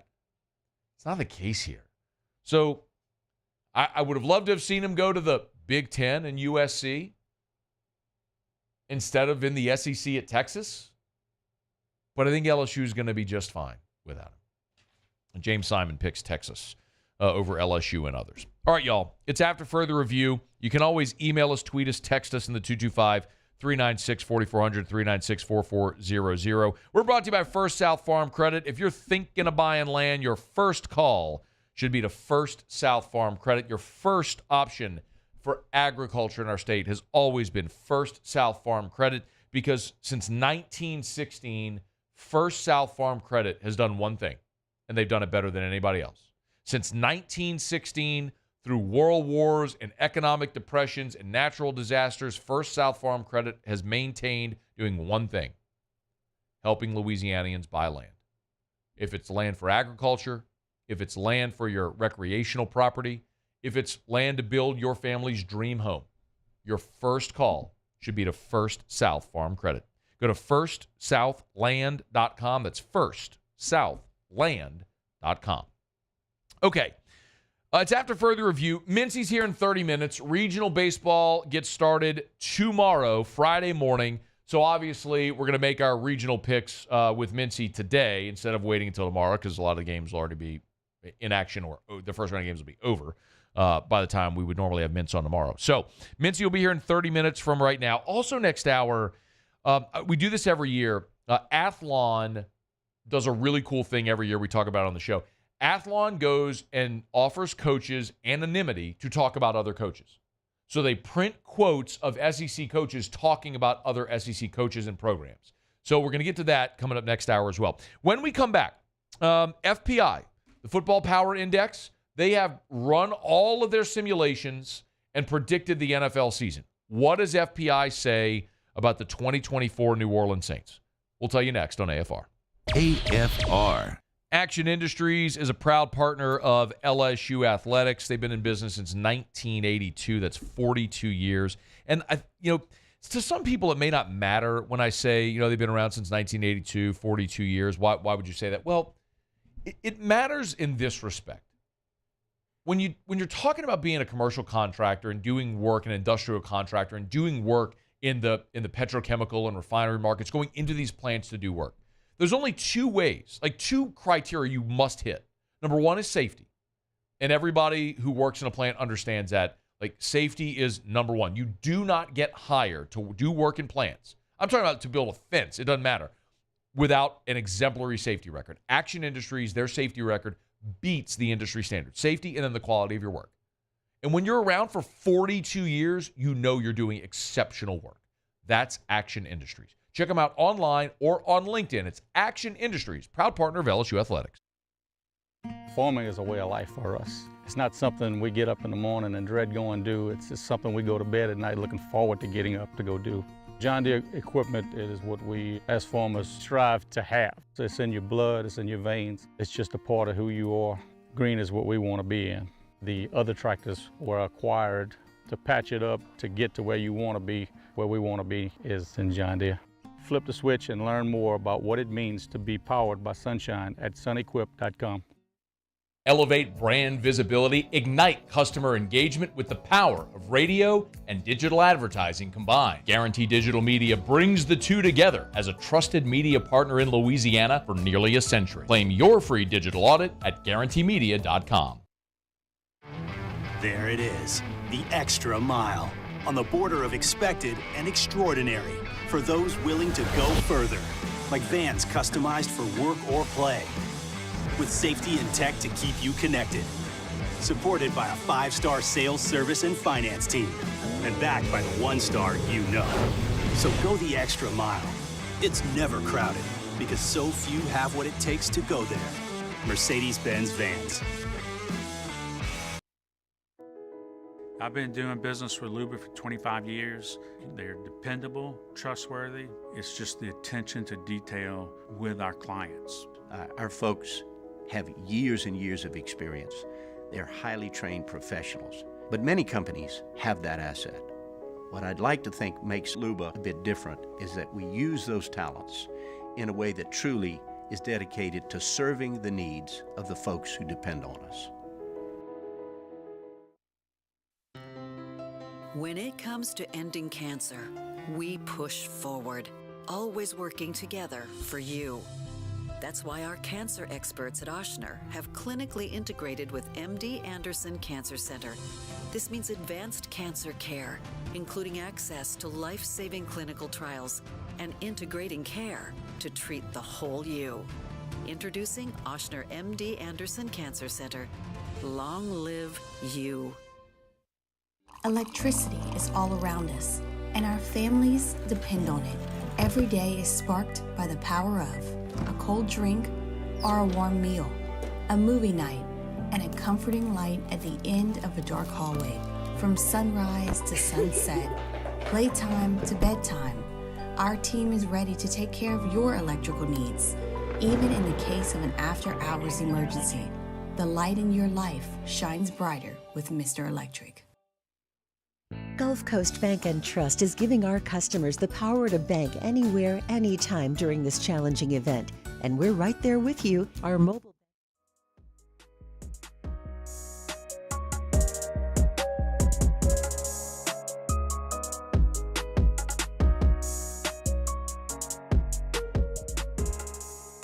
After further review with Matt Moscona. Well, the Saints had a little bit of news today. They announced their newest New Orleans Saints Hall of Fame member, and it's a class of one, and it's the only one, as we all know. This is a tremendous honor. Always great to be back in this building. We're no strangers to New Orleans or to the Saints facility. This is like a second home, and it always has been. The 15 years that I spent here from 06 to 2020 were 15 of the best years of my life. My wife, Brittany, and I were embraced by this city, by this organization, by Mrs. Benson, and by the unbelievable staff that, you know, it's so great to just, I think, see the consistency, you know, throughout this building. We hoped that we would be able to make an impact, not just on the field, but off the field. Never in our wildest dreams could have imagined that it would be 15 years and then we'd raise a family here, and all four of our children would be born in New Orleans and consider themselves New Orleanians. And now all of a sudden I have a son who's talking about wanting to go to LSU. So go Tigers. This is a tremendous honor, and I am so grateful to everybody here, and forever will be. Once a Saint, always a Saint. Drew Brees, he'll be a class of one in the Saints Hall of Fame, and that's the way it absolutely should be. It is worth mentioning that Doug Morrow, who has spent 26 years working with the Saints organization, is the Joe Gamelli Fleur-de-Lis Award winner for his vast contributions to the Saints organization. So he is inducted this year as well as a contributor, but as far as the players being elected into the Hall of Fame, it's a class of one, and that one is Drew Brees, and that is certainly a worthy honor, and kudos to the New Orleans Saints for doing it right and making sure that Drew stands alone in his own class with his election and induction. The only thing left to do is to retire number 9 and put it forever up there in the rafters and make sure nobody ever wears it again. And that day will come, and maybe it'll come this year. I don't know. I can't give you any insight on that, but the Saints Hall of Fame process is different than the organization's process of retiring numbers or putting players or persons in the Ring of Honor. But that's going to come for Drew Brees, and I'm sure it's going to be at a time when it's appropriate, that it makes sense for Brees' family and however the case may be to be there for it. But that day will come, and we'll all celebrate it. But every opportunity we have to celebrate Drew Brees, the greatest Saint of all time, and I would argue the most impactful sports figure in the history of the state of Louisiana. He took an organization that was a laughingstock for a half a century and brought the New Orleans Saints not only to relevancy but to a Super Bowl, and made this entire state embrace the Saints when post-Katrina there were discussions of moving the franchise altogether. Now that even thought of that ever transpiring is just so foreign and nearly impossible to believe. So congrats to Drew Brees, who'll go into the Saints Hall of Fame. This will be, hard to believe, the 4th season since Drew Brees has retired. Remember, it's 5 seasons before you can be elected to the Pro Football Hall of Fame. So Brees has another year to wait before that honor before he'll be on the ballot for the Pro Football Hall of Fame, but he'll certainly be a first ballot Hall of Famer. But he'll stand alone this year as the lone electee and inductee into the New Orleans Saints Hall of Fame for 2024. All right, it's after further review. We're glad to have you hanging out with us. So the ESPN did release their updated FPI metrics for 2024. We'll get to that in a second. Of course, when you have bad weather like this, you think about storm season, you think about power outages. Of course, you think about optimize the generator people. Go to generatorpeople.com, generatorpeople.com. If you are thinking about installing a Generac automatic home standby generator, you need to call Generac. There is not a single Generac dealer in the state that sells more generators than Optimize. Why? It's the only thing they do. I tell you about it every day. Matthew Newman and his whole staff over at Optimize are incredible with the way that they operate that business, the way they treat their customers, their service calls, be it to service your generator or to install it. They handle everything from start to finish. You might say, Matt, I can't afford that. If you have $600, you can. It's a $600 down payment. Comes with a free 10-year warranty, and they have financing options to meet any budget. So if you've thought about owning that Generac automatic home standby generator to prepare and to protect your family this and every storm season, it's time to call Optimize. And they've got 4 locations across the entire 1012 corridor to serve the entire 1012 corridor. So if you're west in Lake Charles, if you're east of Slidell, or any point in between on 10 or 12, Optimize can service you. Visit them online, generatorpeople.com, generatorpeople.com. Okay. So FPI, which of course is the Football Power Index, which is a metric that ESPN puts out every year, has updated their NFL FPI for 2024. And not only did they give projections for the season, but also Super Bowl matchups and draft order and things of that nature. And if you look at the FPI rankings, I won't bury the lead because we're all wondering where they have the New Orleans Saints. The 2024 FPI rankings, according to the ESPN analytics, again, they take all this data based on their metric, they plug it into the computer, they randomize it, and boom, here's the metric. So the FPI rankings have the New Orleans Saints as the 26th best team in the NFL. Only the Titans, Commanders, Giants, Broncos, Patriots, and Panthers are worse. Now, the Broncos could well be starting a rookie quarterback this year, but it is of note that the King's ransom they gave for Russell Wilson and then Sean Payton to be projected to be the 30th ranked team in the NFL this year has got to sting in Denver. On the flip side of it, FPI likes the 49ers as the best team in the NFL, followed by the Chiefs, the Ravens, Lions, Bills, Cowboys, Bengals, Eagles, Texans, Packers. There's your top 10. Dolphins, Jets, just outside the top 10 at 11 and 12, respectively. If you're wondering, highest-ranked NFC South team, the Falcons at 15, the Bucks at 22, then there's the Saints at 26, and as we mentioned, Panthers dead last at 32, your FPI rankings. Again, I like looking at FPI. I'll repeat this, but FPI is not the standard. It's not the metric. It's not the thing that should only ever be considered. It is a metric to be considered. And I like it because what you're looking at when you're looking at FPI is you are looking at objective data that spits out an opinion on a team and on the league as a whole. So as we look at it, where they have the New Orleans Saints plugged in, not only did they look at this season, but they also looked at the average or the projected draft position. So based on how they're projecting this season to go, what does FPI think about the New Orleans Saints? Well, in all the season simulations, the average draft position for New Orleans was 13, but as it spits out, they have the Saints drafting 10th overall. For context, this year, the Jets had the 10th pick. Now, they traded it to Minnesota, and Minnesota, of course, took J.J. McCarthy, but the Jets were 7-10 and picked 10th overall. So the Saints in Vegas, the projected over-under, 7.5 wins. Obviously, FPI is looking somewhere under that 7.5 that the Saints would likely go, and we'd see how it goes.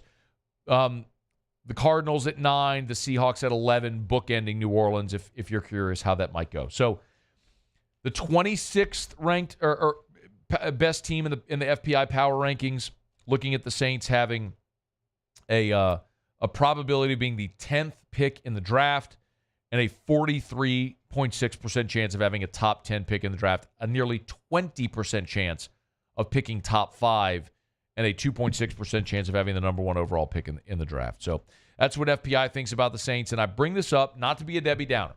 I do not bring this up to in any way revel in misfortune or anything like that. You all know that I am born and bred and as diehard a New Orleans Saints fan as could ever come around.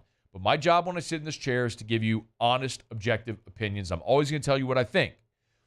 But I don't want my opinion of the Saints to be clouded by people thinking that I'm just subjectively negative.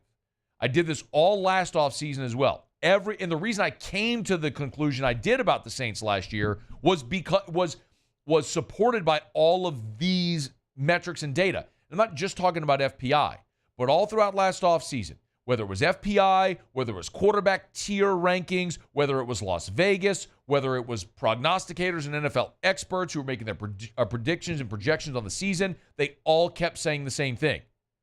Derek Carr, average quarterback. Dennis Allen, bad coach. Saints roster, middle, low tier in the NFL.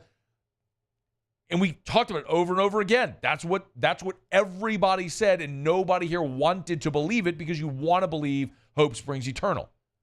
And that's the great thing about the offseason is you believe that your team can turn it around. But over and over and over again, what everything is showing you is the probability of that is not good. Is it possible? Sure. It's why they play the games. But if the Saints go on a run, it would certainly be improbable this year. And this is another thing that sort of supports it. Before we break, Muse, Paulie, y'all looked at FPI. Did anything Saints or otherwise jump out at you? I'll go otherwise. I was surprised that the Jets didn't get as much love as I thought they might. I agree. Aaron Rodgers back. They strengthened that roster as well, and they still had the third best chance, according to FPI, to win the AFC East. They wouldn't play a first-place schedule. I was surprised. A lot of that, of course, is the division, where you have Buffalo and Miami in that division as well. But you also have New England, which feels like, FPI has them 31st, right? Mm-hmm. Which that feels like 2 layups for the division. So I agree with you. Bengals on that list as well. I believe they had 7th.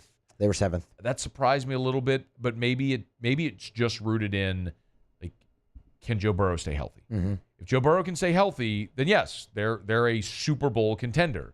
But this has been every year of his NFL career now where he's battled some type of injury. I know there was the appendix issue, but he's got to prove he can stay healthy. Paulie, anything from you? I'm going to go opposite as well. I think they have the Chicago Bears at 19, which is pretty much middle of the pack in the NFL. So that tells me that they believe in Caleb Williams and the Bears offense. They revamped it a little bit with DeAndre Swift and Keenan Allen, so we'll see what that happens. They have added, obviously they have DJ Moore there as well. So Chicago is an interesting thing to me because you put a rookie quarterback out there, I'm just not going to be sold. It's not to say it can't happen. Look at what just happened with C.J. Stroud. But it is that feels like the outlier, the exception, not the rule when you have a rookie quarterback play that well. I agree with you there as well. And bookended, by the way, by the Chargers and Colts. Chargers, I think, is interesting because you have the franchise quarterback. You have the coach that's a proven commodity. You drafted the freak show offensive lineman. I expect Jim Harbaugh. I don't know if I expect them to win that division because of Kansas City, but I expect the Chargers to be a play. Am I crazy to think the Chargers should be a playoff team? I think they're one of the 7 best teams in the AFC. I was going to say, I don't think you're crazy. I guess they're looking at an acclimation period for him again. I don't know. If you just look at FPI, here's how they would rank the AFC teams. Chiefs, Ravens, Bills. So Chiefs, Ravens, Bills, Bengals, Texans, Dolphins, Jets, Browns, Jaguars, Steelers, Chargers. They have the Chargers the 11th best team in the AFC. That's a little surprising, yeah? I think so, especially with teams like the Steelers and the Browns in front of them. Jacksonville? And Jacksonville. I guess you're looking at division. Winnable division, and if they don't just fall flat on their face last year, they do win the division. Yeah. So, okay, we got a break. FPI's out. We'll come back. Muse will do Tigers and the Pros to wrap up hour 2. Stick around. AFR. Brought to you by River City's 1 Hour Air, where they're always on time, or you don't pay a dime. 752-0001, 752-0001. That's the phone number. Give them a call. Get one of those big yellow vans or trucks with a giant clock on the side headed out to your home. If you got a problem with your home central AC, there's nobody better that will treat you better than River City's 1 Hour Air. James De La Cerda sent this 5-star review. The technician, Gannon, was on time, very knowledgeable, professional, and polite with our HVAC annual checkup. River City 1 Hour Air even called to see if I was available for an earlier service time. I love that attention. We've been a 1 Hour customer for a while now, never disappointed with their service, and the ladies in the office are always fantastic with their follow-up contact for the HVAC routine maintenance, as River City's norm. Great job by all. Another 5-star Google review. When do you hear that about HVAC companies? When you're talking about River City's 1 Hour Air. 752-0001. When things heat up, you don't just want a cold one. You want the coldest one. The cold lagered, cold filtered, cold packaged one. Mountain Cold Refreshment. Coors Light. Choose chill. Bayou Ford has the new inventory to get you in a new Ford truck or SUV today, or customize your next vehicle just the way you want it. All new Bayou Ford vehicles come with a 1 million mile powertrain warranty. The crew at Bayou Ford is going to do right by you.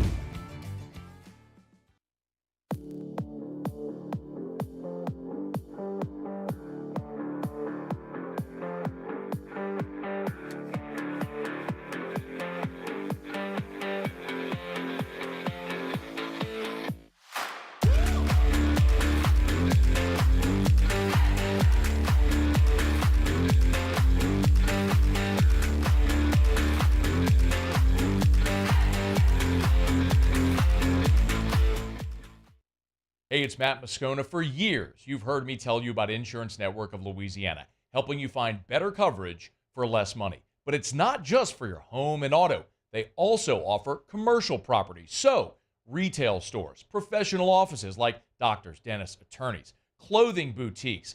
Insurance Network of Louisiana can find you better coverage for less money. They service the entire state of Louisiana, and they're local. So call today at 293-0450 or lainsurance.net. Breck teamed up to reimagine your parks, and you imagined big. With your help, we went to work, creating 12 beautiful community parks across the parish. A family-sized water park, miles and miles of trails, and parks just for your dogs.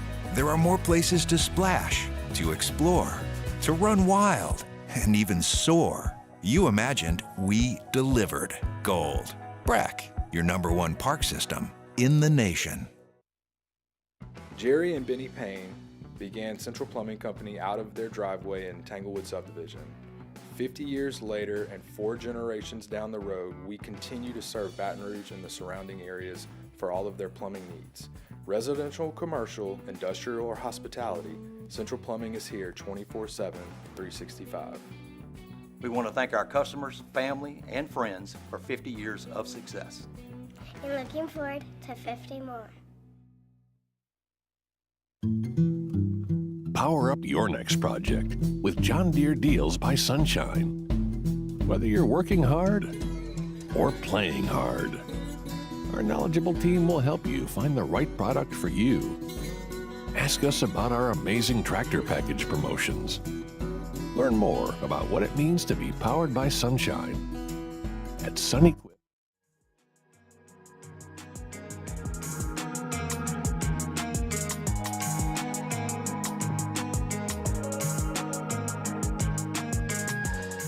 After further review with Matt Moscona. All right, wrapping up hour number 2. Muso, Tigers in the Pros. Tigers in the Pros. They still bleed purple and gold. They're just really rich now. Round 1 of the Canadian Open is just about in the books, and Sam Burns is tied for the lead. A 63 for Burns today. Went out in 31, came in 32 with a very clutch par save on his 18th hole to remain tied for the lead with American Sean O'Hare at 7 under par. Ben Taylor also in the field. Finished up his round at 1 over par today. Tied for 80th on the Korn Ferry Tour. Round 1 nearly in the books there. Curtis Thompson through 16 holes. Currently 7 over par. And here come the accusations. Well, nothing. We got Lexi Thompson in the show earlier this week. It's about time you finally got. I mean, you don't get to do one Curtis Thompson update in the year and be like, "See, I do Curtis Thompson updates." That's not how it happens. You hate the guy. It's obvious. I do not hate the guy. Clearly, you do. I don't. Actions speak louder than words. Speaking of Lexi Thompson, she is playing in the U.S. Women's Open, as is Madeline Sackstrom. Her round in the books, tied for 46, 3 over par, 73 today. Got it respectable though with the 2 under on the back nine. Did Madeline Sackstrom. DJ LeMahieu is back in the lineup for the New York Yankees. Returned with the team after a rehab assignment on Tuesday.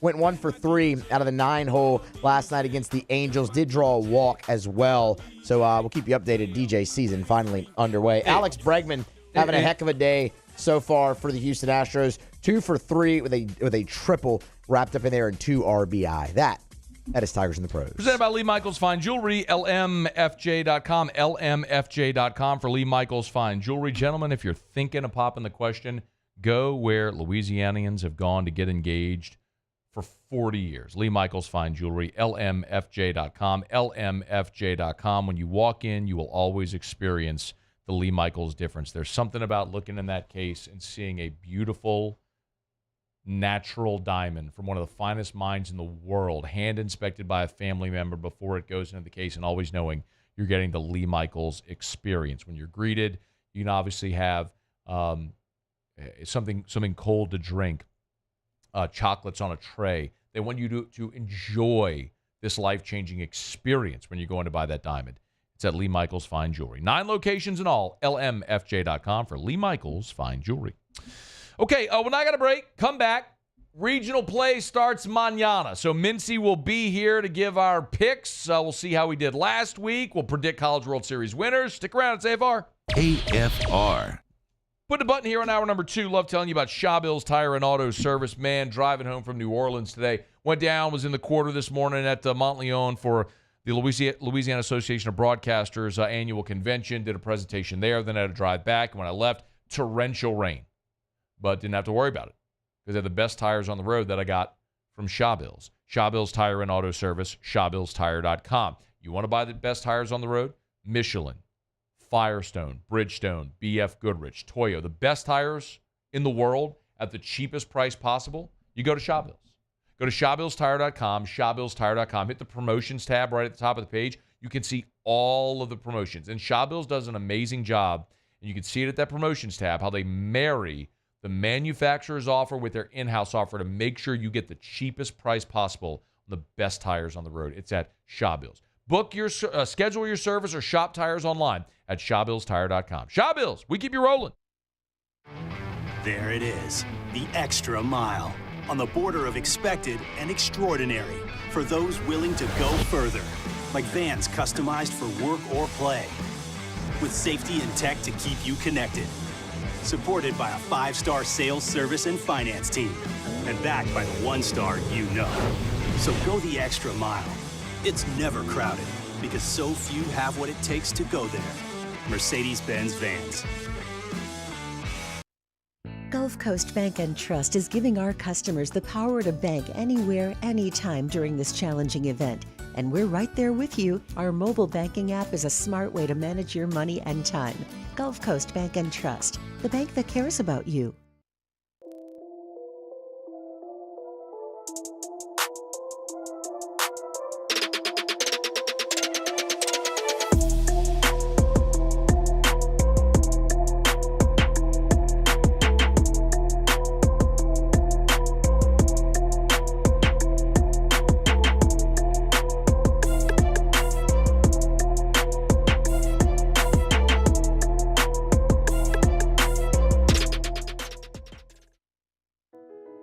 I've been doing business with Luba for 25 years. They're dependable, trustworthy. It's just the attention to detail with our clients. Our folks have years and years of experience.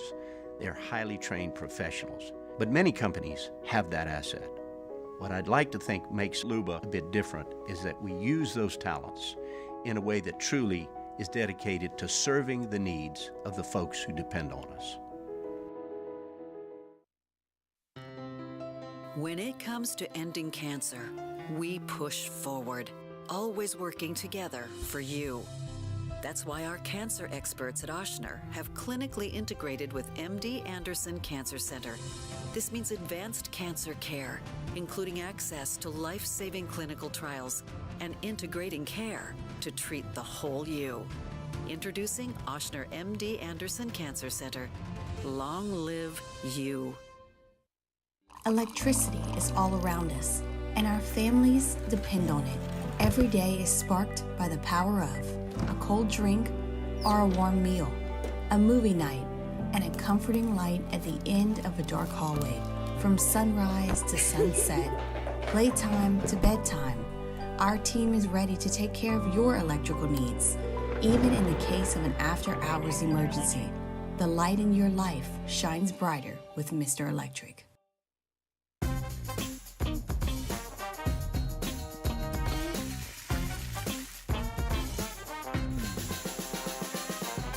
The best kept secret in town is out. Discover Tallulah at the Renaissance Hotel on Bluebonnet.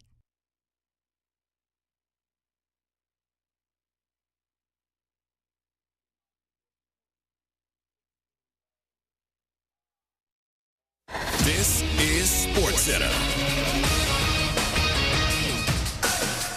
I'm Doug Brown. Game 5 of the NBA's Western Conference Finals tonight in Minneapolis. The Timberwolves hope to continue their comeback.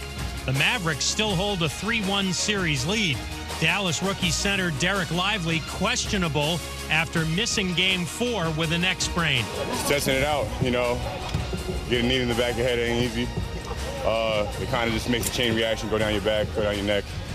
So it's just trying to be able to just be more cautious of my body, trying to figure out what I can and can't do, and just testing it out. Derek Lively at shoot-around today. Our coverage of Game 5, Mavericks and Timberwolves, starts at 8 Eastern on ESPN Radio. Hockey tonight, Rangers and Panthers. Game 5 of the Eastern Conference Final at Madison Square Garden. The series tied at 2. Hey, Mintzy, can you hear me? All right, perfect. Yep, got you great.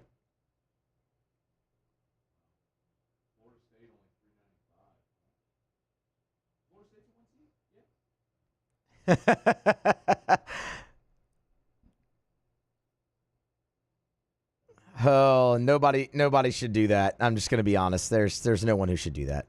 All right, hold tight.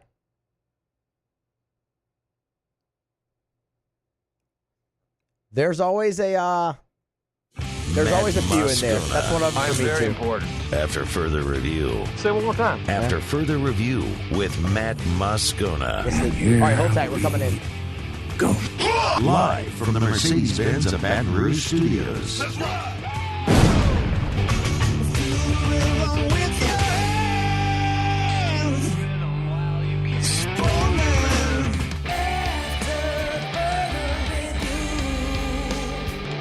Hour 3, off we go. Welcome aboard. Glad you're with us. It's AFR. I'm Matt. This is Shaq O'Neal, and I hate Matt. Paul O'Neal. They're chanting Paul O'Neal's name. Muso. And Mr. Toby Tom Blake.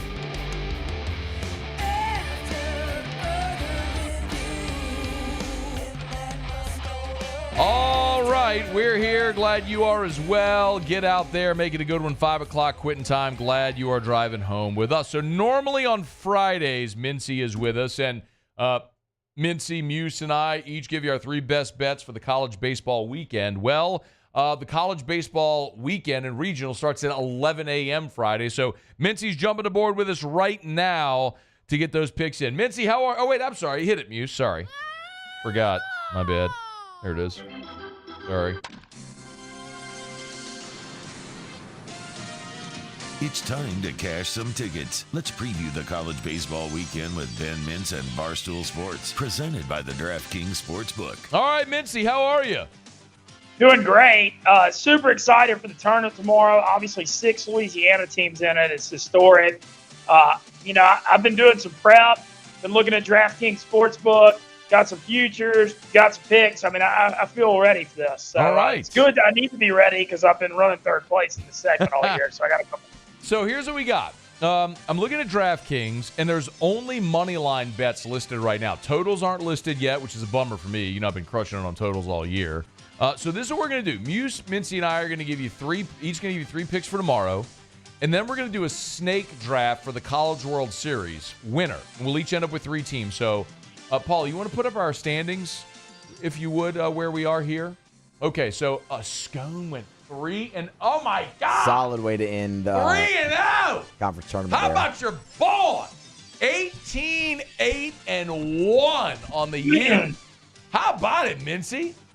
Incredible, guy. Especially because you came in saying you didn't know. I mean, you sandbagged us. You came in saying, I've never bet on college baseball. I don't know.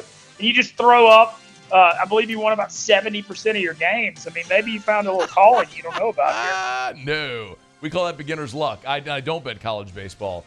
But anyway, Muse was 2-1, so he's 1 game over 500 at 14-13. Mincy, you are 1-2, so you're at 14-16 on the year. So bringing up the rear. So basically, just listen to the games I pick and ignore these 2 chumps. All right, let's get to it. And then, so Mincy, we'll also do a snake draft at the end for the College World Series winner. So Muse, Mincy, and I will each have 3 teams. So I'll go first, Muse will go second, Mincy will go third, then Mincy will go fourth, Muse will go fifth, I'll go sixth, then I'll go 7th, 8th, 9th, so on. So we'll see if we can come up with who's going to win the College World Series. All right, I'll go ahead and start. So we're only talking money line plays here. And by the way, do we have like a threshold on our picks here on like what the money line? Like we can't pick like Kentucky at minus 720, can we? No. I'd say like minus 250 is maybe the threshold. All right, everything I have is inside of like my first pick is the widest margin here. So I like Vandy in a 2-3 matchup against Coastal. It's minus 150, and that's the longest odds that I have there. I guess the shortest odds that I have there. So Vandy at minus 150 against Coastal in a 2-3 matchup is my first play. Muse, you want to go second? Sure. I'm coming out the gates firing here. Florida gets in. They're 1 game over 500. Resume, all that's good. The Big Ten stinks, but Nebraska's stinky. Not stinky, sneaky.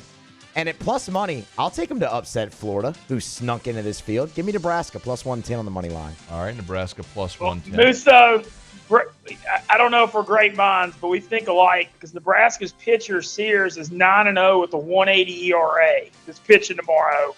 He's a top 3 pitcher in the country. Florida's throwing a freshman. Give me Nebraska plus 110, too. That's my favorite pick of tomorrow because this pitcher is going. Just so you know, I have mine already written down. My second play, the SEC is better than the Big Ten. There is nothing Nebraska has seen all year that even closely resembles Florida, which, by the way, had the #1 strength of schedule in the country. I'm with you. Probably shouldn't have been in the field when you're like 2 games over 500 and you got bounced the first day of the tournament. But I'm taking Florida, laying 140 because of chumps like you who just go, Florida, they stink. Nebraska's throwing, dude. Those dudes hit against Jack Caglione in practice every day. You think anything Nebraska does is going to surprise Florida in any way? Give me the Gators all day. Take the guy that's 18-8-1 instead of the baseball guys that are hovering around 500 over here. Take that. Going head up with you, chumps. I'm fired up for it now. I'm going. You know what we're opening the show with tomorrow, Muse? The Florida fight song. That's what we're doing. Oh, no, we're not. And I don't think I said Florida stunk. My show, I say we do it. I think I actually complimented their metrics. This is not a radiocracy, Muse. It's a radiotatorship. You're getting better at that. How about it? You're getting better at that. How about it? All right, what's your second one? Go ahead. San Diego. I like them. It's not really an upset. It's a pick-em between Oregon and San Diego. San Diego had a really solid year, dominated out west. I'll take them to beat Oregon from the Pac-12. Pac-12's not very good this year either, so San Diego minus $1.15. All right, Mincy, what's your second? All right, I'm going with all underdogs here, just trying to find upset value. My second one, I couldn't tell you their mascot or hardly anything about them, but we're taking UNC Wilmington plus 105 against Georgia Tech. The Seahawks. The Seahawks. I don't know. They had a really good year. They're the 2 seed. Georgia Tech is out of the ACC, but, like, they're kind of mediocre. They lost, like, 24 games this year. And I don't know. I've been told by my 11.7 guys that UNC Wilmington's serious business, so I'm just going to listen to them and take them. I love it. And UNC Wilmington has a shot in that regional. So I think Georgia's super overrated as the 7th seed. I know Charlie Condon can hit, but I have questions about Georgia. My third play, I am picking an upset. I am picking West Virginia to beat Dallas Baptist. Give me West Virginia plus 145. That's a team that had some injuries early in the year. They're full strength now. The last month they were really good at full strength. I think a lot of people are sleeping on West Virginia, and I think West Virginia is going to win that regional and be at the box next week when LSU upsets North Carolina. How about that, Muse? I like that. How about that for a prediction, Muse? Yeah, J.J. Weatherholt doesn't stink out there in Morgantown. I couldn't go through this and not pick at least one Louisiana team, so give me Lane Burroughs and the Louisiana Tech Bulldogs to beat Kansas State. Lane Burroughs' team's actually the favorite in this game, minus $1.40. I'll take the Bulldogs there. All right. Mincy, what's your last one? One more underdog. It's just a weird line. I'm reading the line on this one. I know Musso loves all the 1 seeds, but Grand Canyon plus $1.70 against Arizona, which is the shortest line of a 4 versus a 1. These teams play all the time. Arizona has a weird ballpark. It's like the biggest outfield of all time where fly balls are hit. You need really fast outfielders, but I think Grand Canyon's real familiar with the situation. They battle all the time, and plus, something about that line being a little low for a 1-4 matchup, screaming something's off that game. So I'm going Grand Canyon on the upset. Mincy, Ole Miss ever play Arizona? Yeah. Jay Johnson's final year in that Super, and Arizona, definitely took care of the Rebels in 3 games. And it is what it is. Sorry, man. You told me last week I didn't throw it. Look, you can't take 2022 away from us. So, no doubt. Look, it was almost like going into the SC tournament last week, you were like, why didn't you take a pot shot because of the LSU Ole Miss sweep? And I was like, well, I didn't even think about it. So there you go, Mincy. I just had one available to me, so there I took it. All right. All right, so I've got Vandy, Florida, and West Virginia. Muse has Nebraska, San Diego, Louisiana Tech. Mincy also with Nebraska. He's got Wilmington and Grand Canyon. Those are all money line plays for Friday. All right, y'all want to do the snake draft here and see how this ends up? See if we can pick a College World Series winner? Yeah. My one requirement. So if we're going to do 3 teams each, I think we all have to take the third one as like a long shot, like a longer, like 25 or 20 to 1 or higher. I think that would be fun if we each had like a random long shot, okay, like too big. I'm fine with that. I'm good with that. Okay. All right. So since we're going, I'll go first since I'm leading the thing. I have 2 things in my brain that I think would X off 2 teams. We have not seen a 1 seed win the national championship since 1999, first year with Miami. So that means Tennessee on my list would be out. And we haven't seen a back-to-back national champion since 2011, which means LSU would be out. So I'm going to start. I should take Tennessee, but I'm not. I'm going to start by taking Texas A&M. I think A&M would be my first pick. So, Muse, you want to go second? I'll go second. I'm going to go to the ACC, and I'm going to take Clemson. I'm a big Eric Bakich guy. They have played really, really well all season long, finished second in that league. I think they have a manageable path to Omaha. I'll take Clemson at plus 1,300. Okay. Mincy? Well, I'm going to take Tennessee then, but I know what you're saying, especially because they won the SEC regular season and SEC tourney title. But, 50-win team and getting them at third pick, I mean, even if there's a lot of stats against them, I just got to take them. You're right. That's a smart play. All right, Mincy, you're up again. All right, on the snake draft, on my second pick, this is where it gets a little dicier. It's not easy, but I'm just going to go ahead and take Arkansas because of the depth of the pitching staff and Hagen Smith. I think they've got a great path to get to Omaha. Their offense may not be as good as it usually is, but, man, they're going to run. They're not going to be challenged in that regional, and they're going to play Mississippi State or Virginia at home Super, so I think they're going to make it to Omaha. So that's good enough for me. All right. Muse? Yeah, I've been on Arkansas all year. That Brady Tiger thing spooks me, though. He's not necessarily out for the year. He's not pitching this weekend. This is like the second time already this year. Okay. I will go with Kentucky out of the SEC, and plus, I'm not picking the favorite. So get away from me. I'm not doing that. They're not winning it. Go to hell with them. I'll take Kentucky. He already did. He got Tennessee. I'm looking at A&M as the favorite, and I'm not doing that. I've got A&M. I think A&M's got the pitching to do it. Not doing it. Not picking them. They're going to be at home through the Supers. Don't care. They're going to be in Omaha, and they got the pitching to do it. Anyway, They're A&M. They'll find a way to screw it up. I'm with you. Kentucky. Oh, Kentucky's your second. Okay. I really I wish either Arkansas or Tennessee were still on the board. I understand why they're not. I'm going to take Wake Forest. I don't know that I necessarily believe that's going to happen, but I would really look forward to a Tennessee-Wake Super, and I would love to see Tennessee lose in the Super Regional again. And if Wake Forest gets in, you got an ace. You can always win in Omaha. So I'll take Wake. All right, so now we got to go our long shot. So what's our criteria here? I think 20 to 1 or higher counts. Oh, my God. There's some good ones. That still leaves a lot. Yeah, there are good teams right there. I wasn't prepared to do this, so I'm kind of... I can't take North Carolina at 1,500, can I? Okay. Give me... If you want to 15 to 1 or higher is fine. You can do that. No, that's okay. We'll stick with 20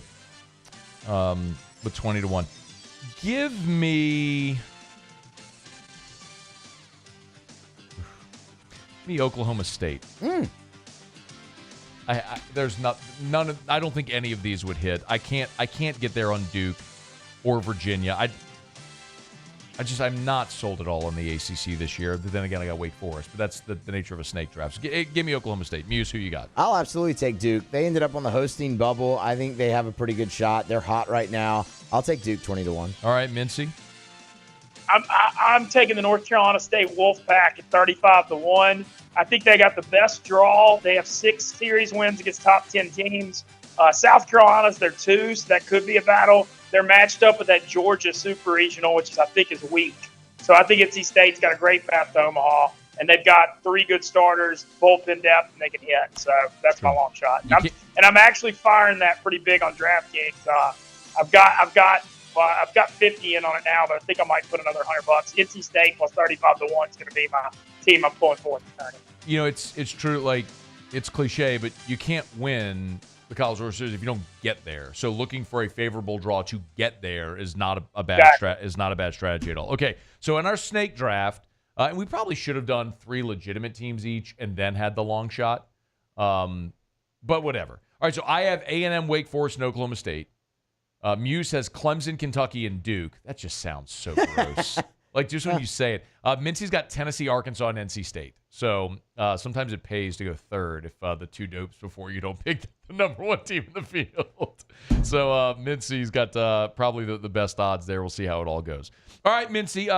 DraftKings, of course.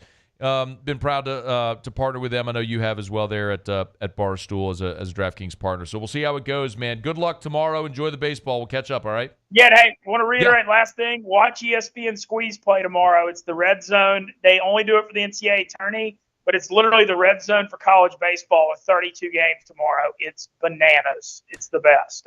They need to do it all year. I don't know why they don't do it during the season, but I love it when they do it. Mincy, we appreciate it, man. Be well. All right, thank y'all so much. Good luck. All right, man. We'll see you. It's AFR.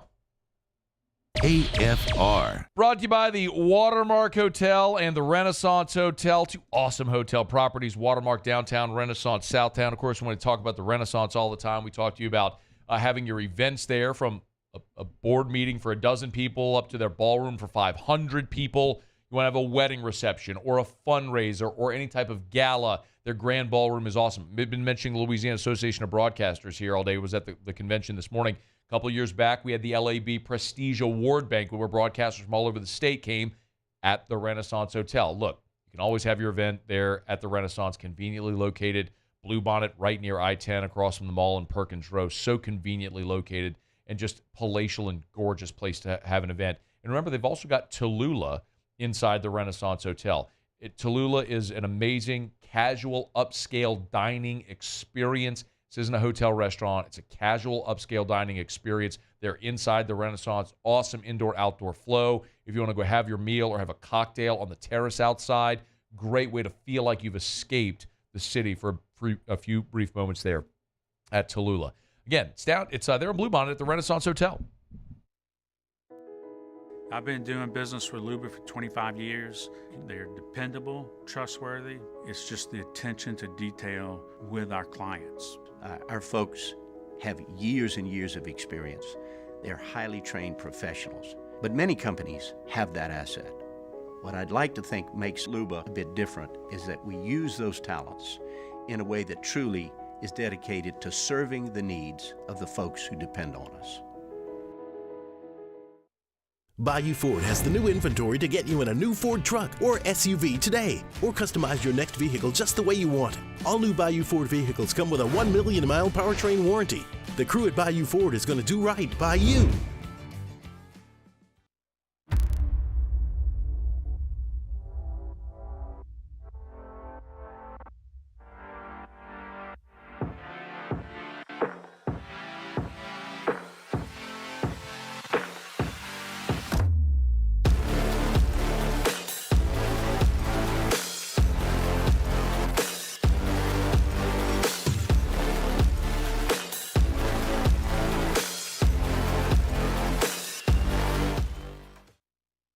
BRAC teamed up to reimagine your parks, and you imagined big.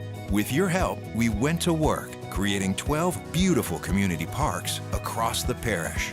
A family-sized water park, miles and miles of trails, and parks just for your dogs.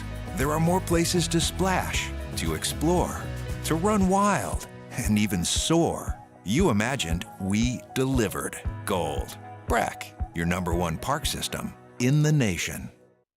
Hey, it's Matt Moscona. For years, you've heard me tell you about Insurance Network of Louisiana, helping you find better coverage for less money. But it's not just for your home and auto. They also offer commercial property. So, retail stores, professional offices like doctors, dentists, attorneys, clothing boutiques. Insurance Network of Louisiana can find you better coverage for less money. They service the entire state of Louisiana, and they're local. So call today at 293-0450 or lainsurance.net. There it is, the extra mile, on the border of expected and extraordinary for those willing to go further, like vans customized for work or play, with safety and tech to keep you connected. Supported by a 5-star sales, service, and finance team, and backed by the 1-star you know. So go the extra mile. It's never crowded, because so few have what it takes to go there. Mercedes-Benz Vans.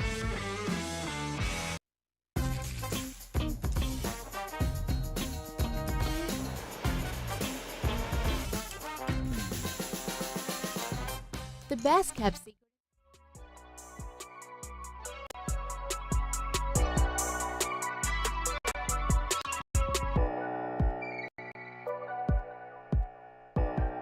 After further review with Matt Moscona.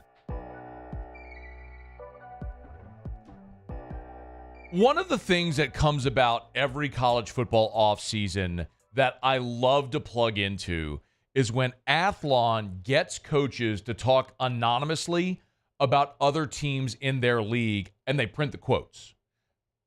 The caveat here is this isn't necessarily head coaches or coordinators. We don't know. It could be a receiver coach at Vanderbilt talking about LSU. We don't know that.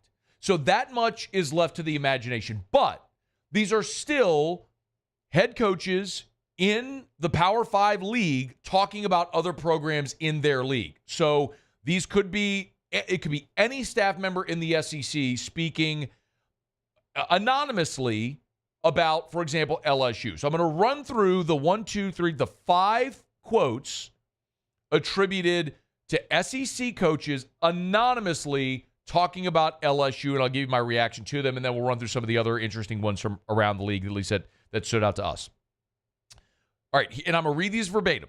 And they're not long quotes. They're a line or two. But it does give some perspective on what coaches in the SEC think about LSU and other SEC teams. The first one, they, meaning LSU, they've been sort of off schedule, you could say.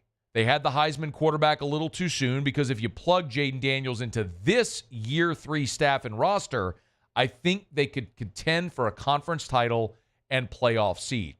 Interesting because, yes, while I do agree, of course, you're taking a step back from Jaden Daniels to Garrett Nusmeier, I don't know that the off-schedule part of LSU is necessarily what's happened at quarterback.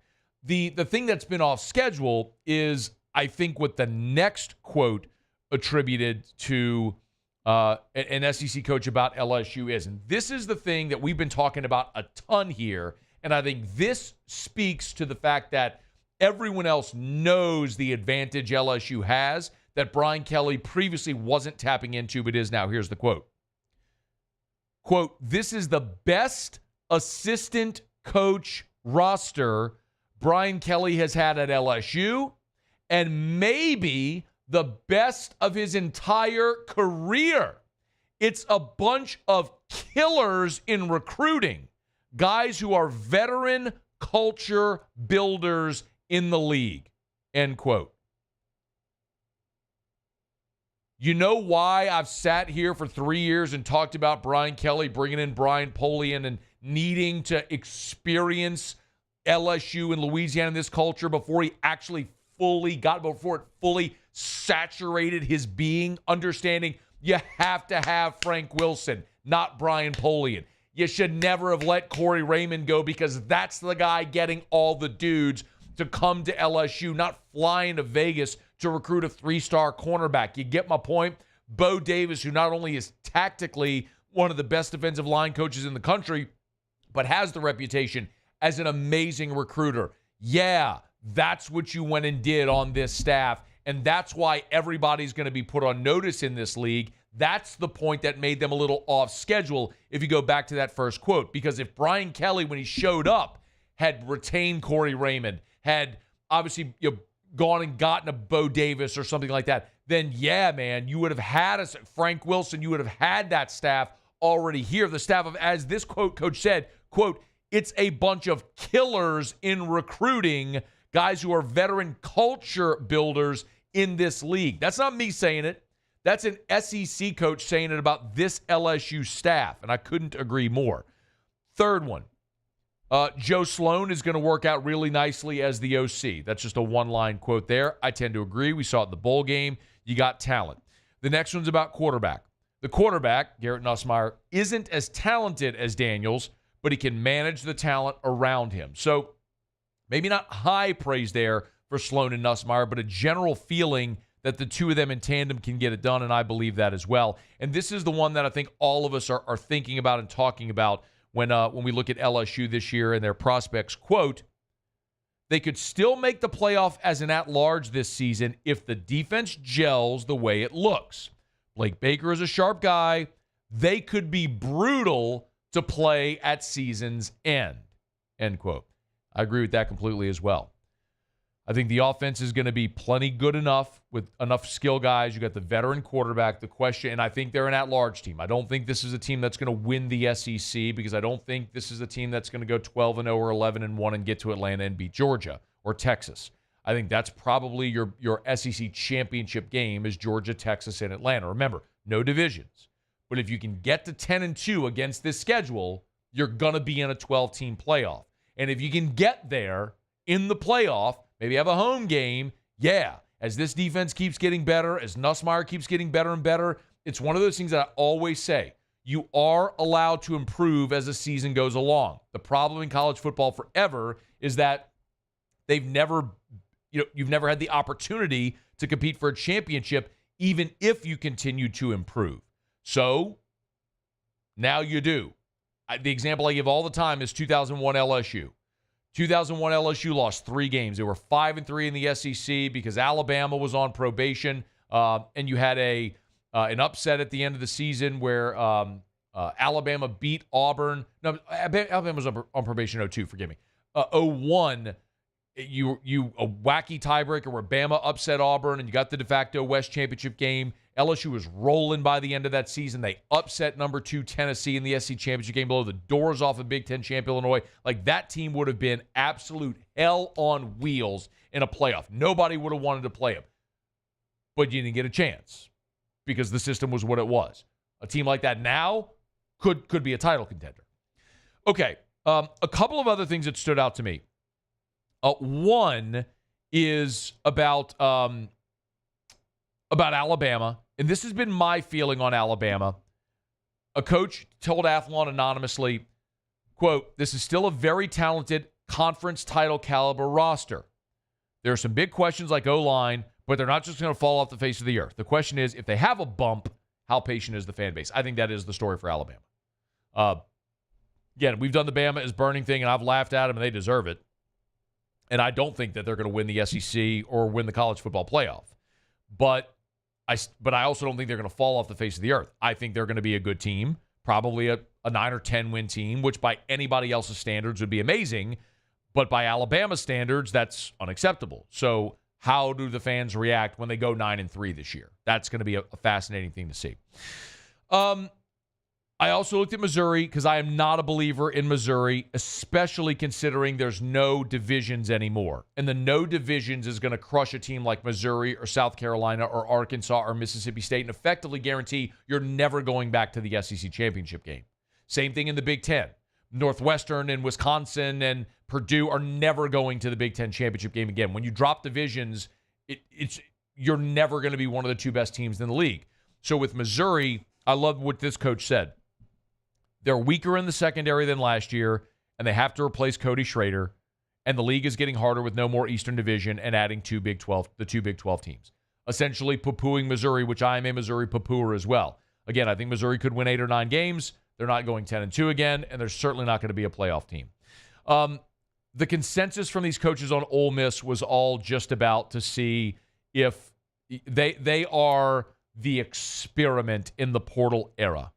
One coach said, quote, "Are you Georgia? Are they Texas? Probably not. They don't have the kind of developmental system those elite programs have. The experiment they're running is, can you rent one?" And that is the question. Ole Miss is the test case. They did this year in the portal what A&M tried to do a few years back with their high school class. When they signed all the 5-star blue chippers, it blew up in their face, and 1 year later, half that class was gone. Ole Miss is trying to do it in the portal. It's obviously not sustainable, but can you win big in a one-off year? That's going to be very, very interesting to see. And one more, and this was a Texas A&M quote. Texas A&M, could be really scary on defense. That's not going to be a first-year head coach situation. Elko knows the personnel, and they're really talented. I'll remind you, Brian Kelly took over a roster that had 39 scholarship players on it in that bowl game. Went 9-3, went to the SEC championship game, and wound up winning 10 games in year 1. That could be doable for Mike Elko as well. He's a good coach. All right, anonymous coaches, SEC coaches, talking anonymously to Athlon about other SEC programs. That's what stood out to me. Muse, Paulie, either of you have anything that stood out? I'm sorry, I didn't read it.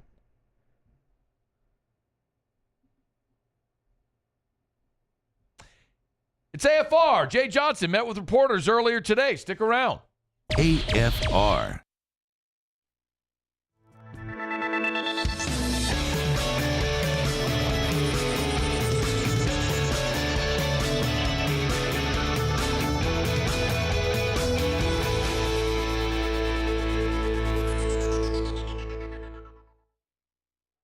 The Windsor Senior Living Community in Mandeville, Louisiana is a beautiful, vibrant apartment community geared towards seniors. They are nestled right in the heart of Mandeville, where seniors live a more carefree lifestyle in spacious apartments with the peace of mind that comes from having a little extra help. Call the Windsor at 985-624-8040 to schedule a lunch and tour. Come see how the Windsor can be your passport to peace of mind. Jerry and Benny Payne began Central Plumbing Company out of their driveway in Tanglewood Subdivision. 50 years later and 4 generations down the road, we continue to serve Baton Rouge and the surrounding areas for all of their plumbing needs. Residential, commercial, industrial, or hospitality, Central Plumbing is here 24/7, 365. We want to thank our customers, family, and friends for 50 years of success. And looking forward to 50 more. Power up your next project with John Deere Deals by Sunshine. Whether you're working hard or playing hard, our knowledgeable team will help you find the right product for you. Ask us about our amazing tractor package promotions. Learn more about what it means to be powered by sunshine at sunequip.com.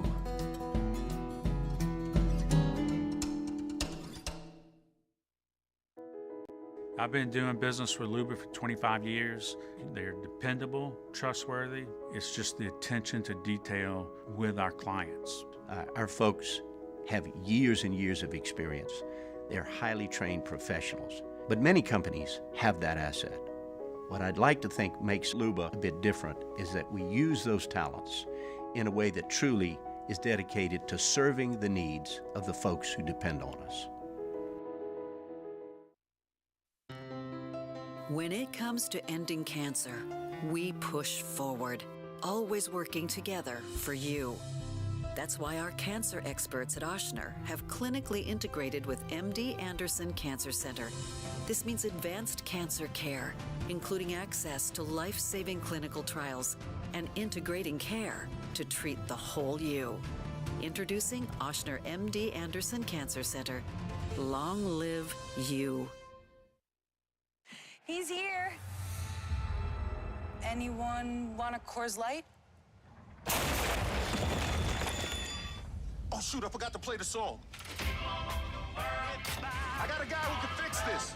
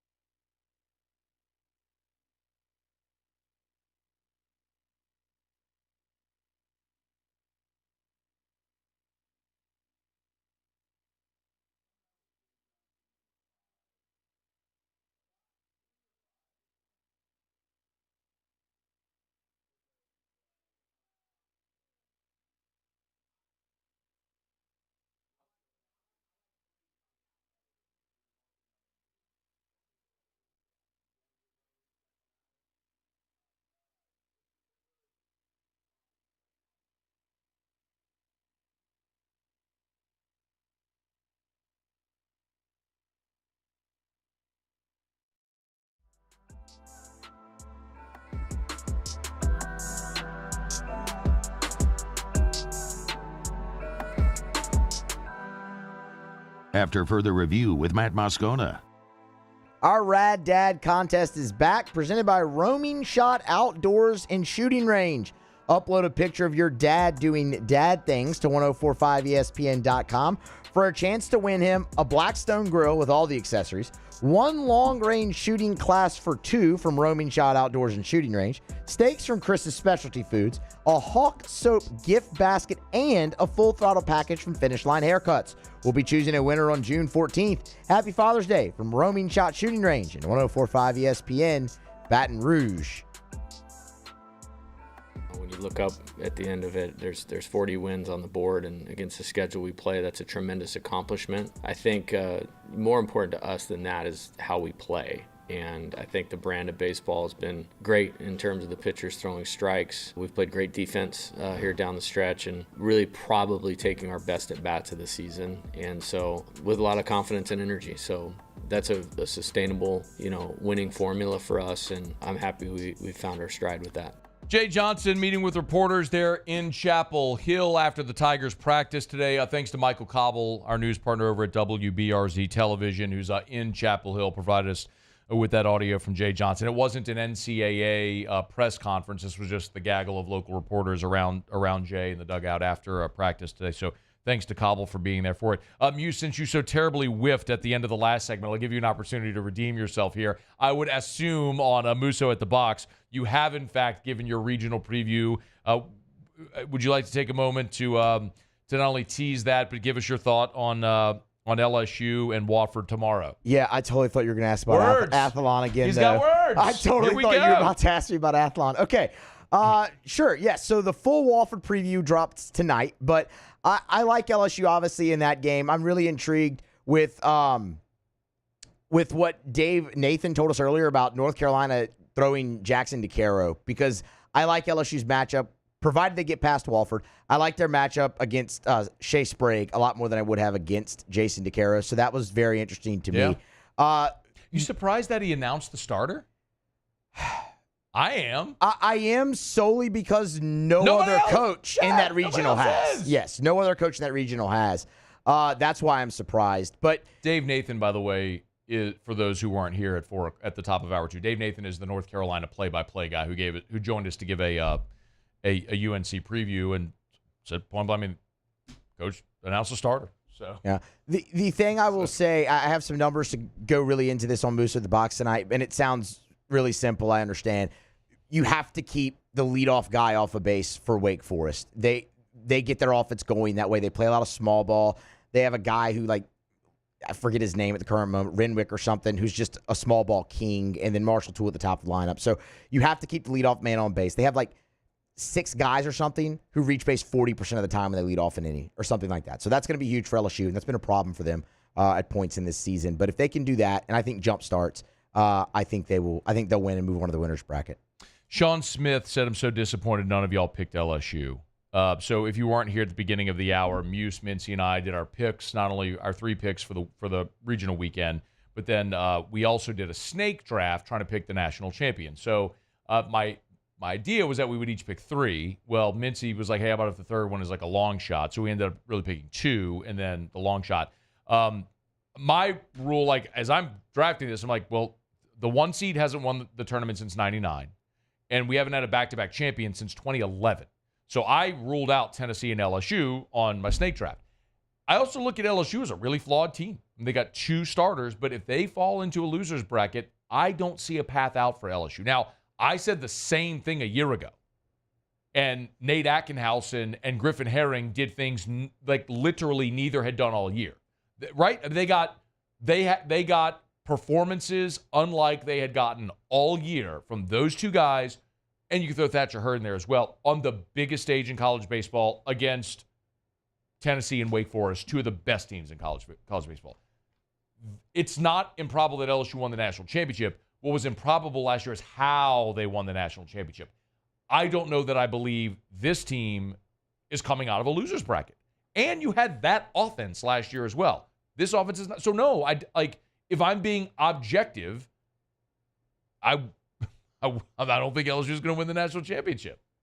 Yeah, no. You didn't pick. You went with Clemson and Kentucky. Yeah. Were your 2. Well, I went with Kentucky solo because I just refused to pick Texas A&M. I already had Texas A&M. Oh, did you? I thought you picked A&M was my first pick. Oh. I went A&M. You went Clemson. Mincy went Tennessee. Then Mincy went Arkansas. You went Kentucky. I went Wake Forest. Well, I wasn't going to pick LSU because I don't think they're going to win it either. I'm not sold they come out of Chapel Hill this weekend. So, I mean, it's baseball. Anything can happen, but it's just baseball. So, and I like Bakich and Clemson a lot. So, that was the reason for that pick. But yeah, I mean, no, I'm not sold on them yet. All right. It's After Further Review, brought to you by the Williamson Eye Center.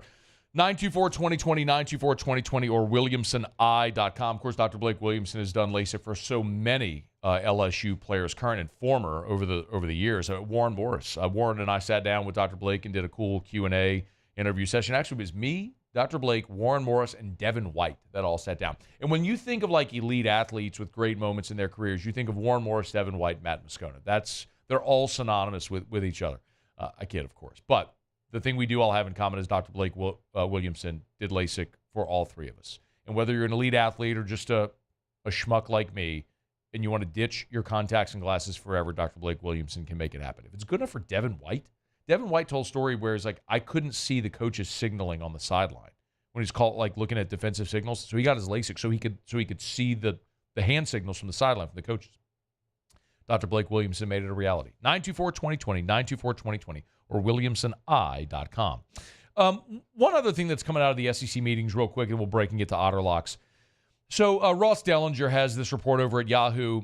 The NCAA is considering legislative changes that would allow schools to put sponsored logos on their football fields. You currently see it on basketball fields, right? On basketball courts. Like LSU's got the Cox logo on the court. Well, you can't presently have that on a football field. The NCAA is going to allow for corporate logos now at the 25s or at midfield. Could you imagine if one of the things that Ross wrote in this, could you imagine if LSU replaced its Eye of the Tiger with the Raising Cane's dog? Well, no. Yeah, no, that's not going to happen. But I never want to. Also, they're considering jersey patches as well. Any revenue generated by that, of course, would be part of the rev share under the new structure, which is capped right now somewhere between like 20 and 22 million is what they're looking at. Jersey patches would be part of it as well. They're assuming logos at the 25-yard line would fetch about $1 million a year, and jersey patches could be upward of $5 million per season. I loved this quote by Texas A&M AD Trev Alberts, which is still weird that we got to get used to saying Texas A&M AD Trev Alberts. He said, quote, "Tell me this sounds like someone, a bald bearded guy with an Italian name that you hear yelling on the radio all day. Tell me if this sounds like something he would say. We've just always had enough increasing revenue to overcome dumb expenses. I've said it 100 times. I'll say it again. We don't have a revenue problem in college athletics. We have an expense problem." End quote. The adults screwed it up for everybody. Kept finding out ways to generate more revenue. Kept spending it frivolously. And now it's come back to bite you in the T. Heine. By the way, we already have sponsored stadiums. I mean, when they tore down Yankee Stadium, it's when, my opinion has been this for, what's that been? 2008 was the last season of the old stadium. Nothing is sacred. Every stadium will be torn down eventually. They tore down Yankee Stadium. It's literally known as the stadium. When people say the stadium, you know what you're talking about. They tore down the house that Ruth built. They tore it down. So yeah, they'll take somebody's name off a stadium and put a corporate logo on their sponsor. I mean, the Premier League has done just fine with having jerseys that are advertisements. They don't have team names on it. I mean, we bitch and moan and complain about all it. People melted when the NBA put logos on their jerseys. Oh, the Boston Celtics, the Lakers are going to have logos on it. Yeah, they are. And you know what? We all still watch. We get over it. It's what we do. We kick and moan and scream about change and stuff like that. They're bastardizing the corporatization and then, you go watch the games because you don't actually care. You pretend to care, but you don't. You think you should care, but you don't actually care. By the way, when Joe Burrow won the national championship against Clemson, he had a big Nike swoosh right here. Do you care about that? In 2008 BCS championship game, when LSU throttled Ohio State, you know what they had right here? A big All-State patch. Did that game mean any less? When Ollie Highsmith was decapitating Todd Beckman? When Justin Vincent ran around Ed, or Marcus Spears had his pick six in the 04 Sugar Bowl to beat Oklahoma 21-14? You had a big Nokia patch right there on all those jerseys. Did that mean any less to you because there was a Nokia patch? No. You don't really care. Neither do I. You just want to see your teams play. And any time that marketers can find a way to buy attention, they're going to do it. And yeah, jerseys will be sold and you'll see logos on the field and it's just going to be a part of it and whatever. Our tradition. And you know what you're going to do with all your tradition? You're going to sit your ass right there in the stadium and watch the game anyway. So whatever. All right. It's after further review. I need a sip of Evermore. Oh, man. I'm out. I need a new bottle. Evermore. Great tasting, natural, artesian water. You want a healthier option for your children? Evermore. Bypass those crinkly, cheap plastic water bottles. Or better yet, pick up one of those crinkly, cheap plastic water bottles. You know which ones I'm talking about. And actually read the label. And realize you're not just drinking water. There are always things added or taken out of it. This is a rare alkaline source. Natural artesian water. Straight out of a natural artesian well. Mother Nature's masterpiece, they say. Hundreds of thousands of years in the making. It's Evermore. You buy it online, evermore.com, EVAMOR, evermore.com, or at great local retailers. Evermore. All right. We got to get to Otter Locks. We do have to do that. You know what else? Was supposed to announce the winners for our UFC VIP watch party this weekend. If I don't get to that, I'll announce them tomorrow. But the winners have been chosen. I have like 6 minutes, so I have to go. We'll get to that coming up at AFR. AFR. Brought to you by Clegg's Nursery with 4 locations in the greater Baton Rouge area. Segan near Airline, LA 16 in Denham. Mid-City on Donmore and the Garden Center on Greenwell Springs. Y'all, Summer is here. You're enjoying your outdoor space, but sometimes little critters can ruin your outdoor space. So if you want the plants and the flowers and everything to beautify your outdoor space, Clegg's has it. If you want the products to get rid of the unwanted pests, the mosquitoes, the ants, the wasps, all that stuff, Clegg's has those products as well. So get by any of the 4 Clegg's Nursery locations: Siegen near Airline, LA 16 in Denham, Mid-City right there on Donmore. You turn off of Florida onto Donmore. It's right there on the right. Of course, the Garden Center on Greenwell Springs. As you're leaving Central, heading toward downtown, you pass the Welcome to Central sign. It's immediately on your right. You can't miss it. It's Clegg's Nursery. Buy local, shop local, beautify those exterior spaces. They've got Johnny Naylor seeds. They've got outdoor decor as well, and all the products that you need for gardening. Buy local, shop local at Clegg's Nursery. Bayou Chrysler Dodge Jeep Ram is taking $11,000 off the new 23 Dodge Charger. We're open for business in our beautiful new showroom and taking $11,000 off the powerful new Charger. All new Bayou vehicles come with a 1 million mile warranty. The crew at Bayou Automotive is going to do right by you.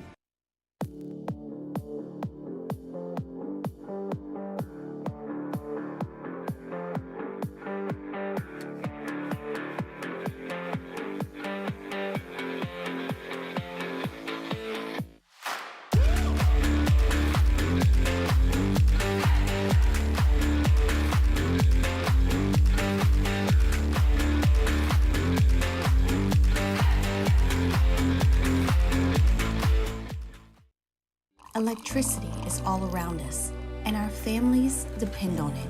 Every day is sparked by the power of a cold drink or a warm meal, a movie night, and a comforting light at the end of a dark hallway. From sunrise to sunset, playtime to bedtime, our team is ready to take care of your electrical needs. Even in the case of an after-hours emergency, the light in your life shines brighter with Mr. Electric. There it is, the extra mile, on the border of expected and extraordinary, for those willing to go further, like vans customized for work or play, with safety and tech to keep you connected, supported by a 5-star sales, service, and finance team, and backed by the 1-star you know. So go the extra mile. It's never crowded, because so few have what it takes to go there. Mercedes-Benz Vans. Hey, it's Matt Moscona. For years, you've heard me tell you about Insurance Network of Louisiana, helping you find better coverage for less money. But it's not just for your home and auto. They also offer commercial property. So, retail stores, professional offices like doctors, dentists, attorneys, clothing boutiques. Insurance Network of Louisiana can find you better coverage for less money. They service the entire state of Louisiana, and they're local. So call today at 293-0450 or lainsurance.net. Breck teamed up to reimagine your parks, and you imagined big. With your help, we went to work, creating 12 beautiful community parks across the parish. A family-sized water park, miles and miles of trails, and parks just for your dogs. There are more places to splash, to explore, to run wild, and even soar. You imagined, we delivered. Gold. Breck, your #1 park system in the nation. At Relief Windows, we're more than windows. We're windows, doors, hardy plank, and vinyl siding. But our #1 product is always customer satisfaction. Visit us online.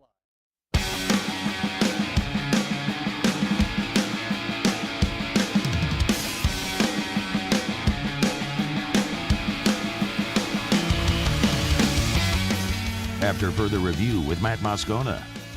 All right, down the stretch we come. Final segment here on a Thursday edition of AFR. One thing left to do, find out what we're betting on tonight. Time for Otter Locks. Otter Locks, presented by Lofton Staffing Services. At Lofton, we put people to work. Call us today at 924-0200 or go to lofton.jobs. Otter, how are you?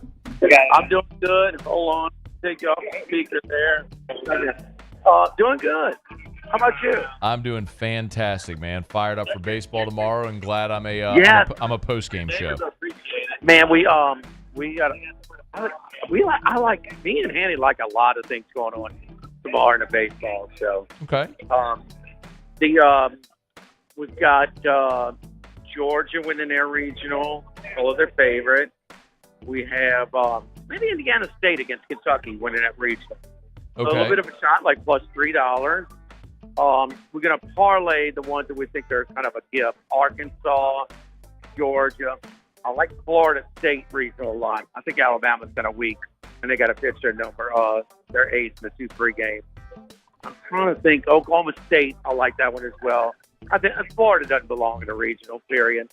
And we're betting Nebraska against Florida tomorrow, because Nebraska is second best pitcher in the country statistically behind Hagen Smith.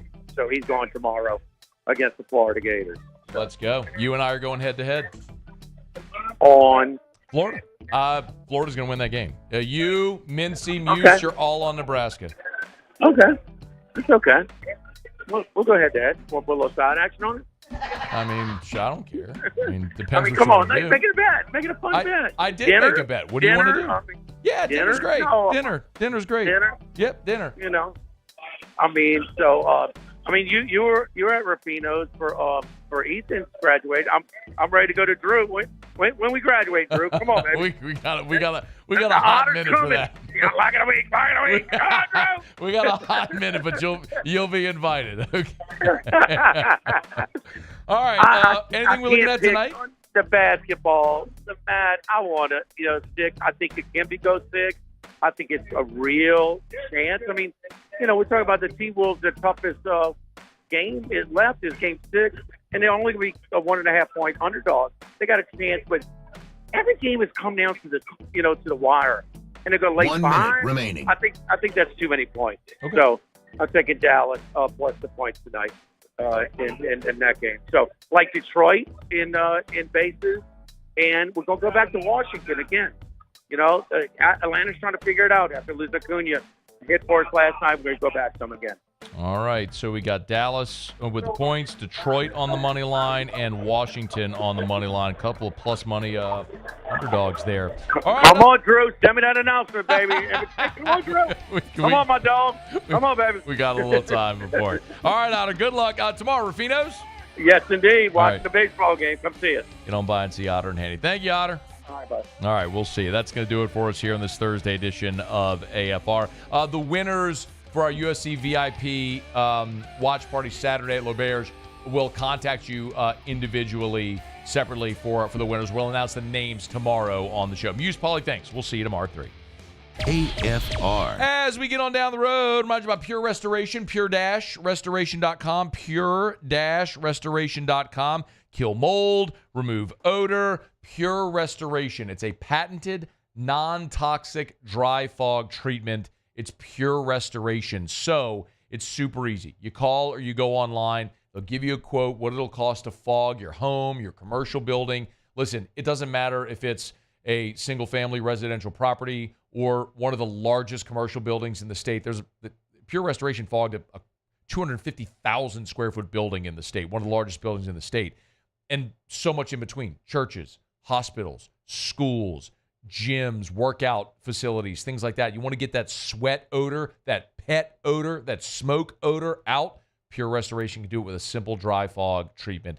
Call Pure Restoration, get that estimate, or go online at pure-restoration.com. Again, online at pure-restoration.com. I've been doing business with Luba for 25 years. They're dependable, trustworthy. It's just the attention to detail with our clients. Our folks have years and years of experience. They're highly trained professionals, but many companies have that asset. What I'd like to think makes Luba a bit different is that we use those talents in a way that truly is dedicated to serving the needs of the folks who depend on us. There it is, the extra mile, on the border of expected and extraordinary, for those willing to go further, like vans customized for work or play, with safety and tech to keep you connected, supported by a 5-star sales, service, and finance team, and backed by the 1-star you know. So go the extra mile. It's never crowded, because so few have what it takes to go there. Mercedes-Benz Vans.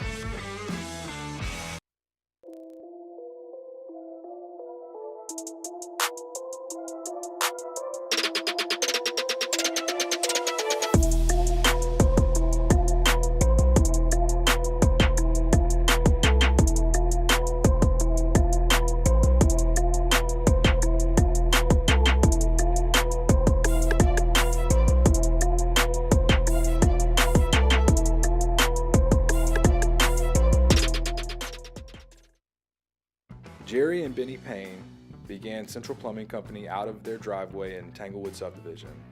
50 years later and 4 generations down the road, we continue to serve Baton Rouge and the surrounding areas for all of their plumbing needs. Residential, commercial, industrial, or hospitality, Central Plumbing is here 24/7, 365. We want to thank our customers, family, and friends for 50 years of success. And looking forward to 50 more. Power up your next project with John Deere Deals by Sunshine. Whether you're working hard or playing hard, our knowledgeable team will help you find the right product for you. Ask us about our amazing tractor package promotions. Learn more about what it means to be powered by sunshine at sunequip.com.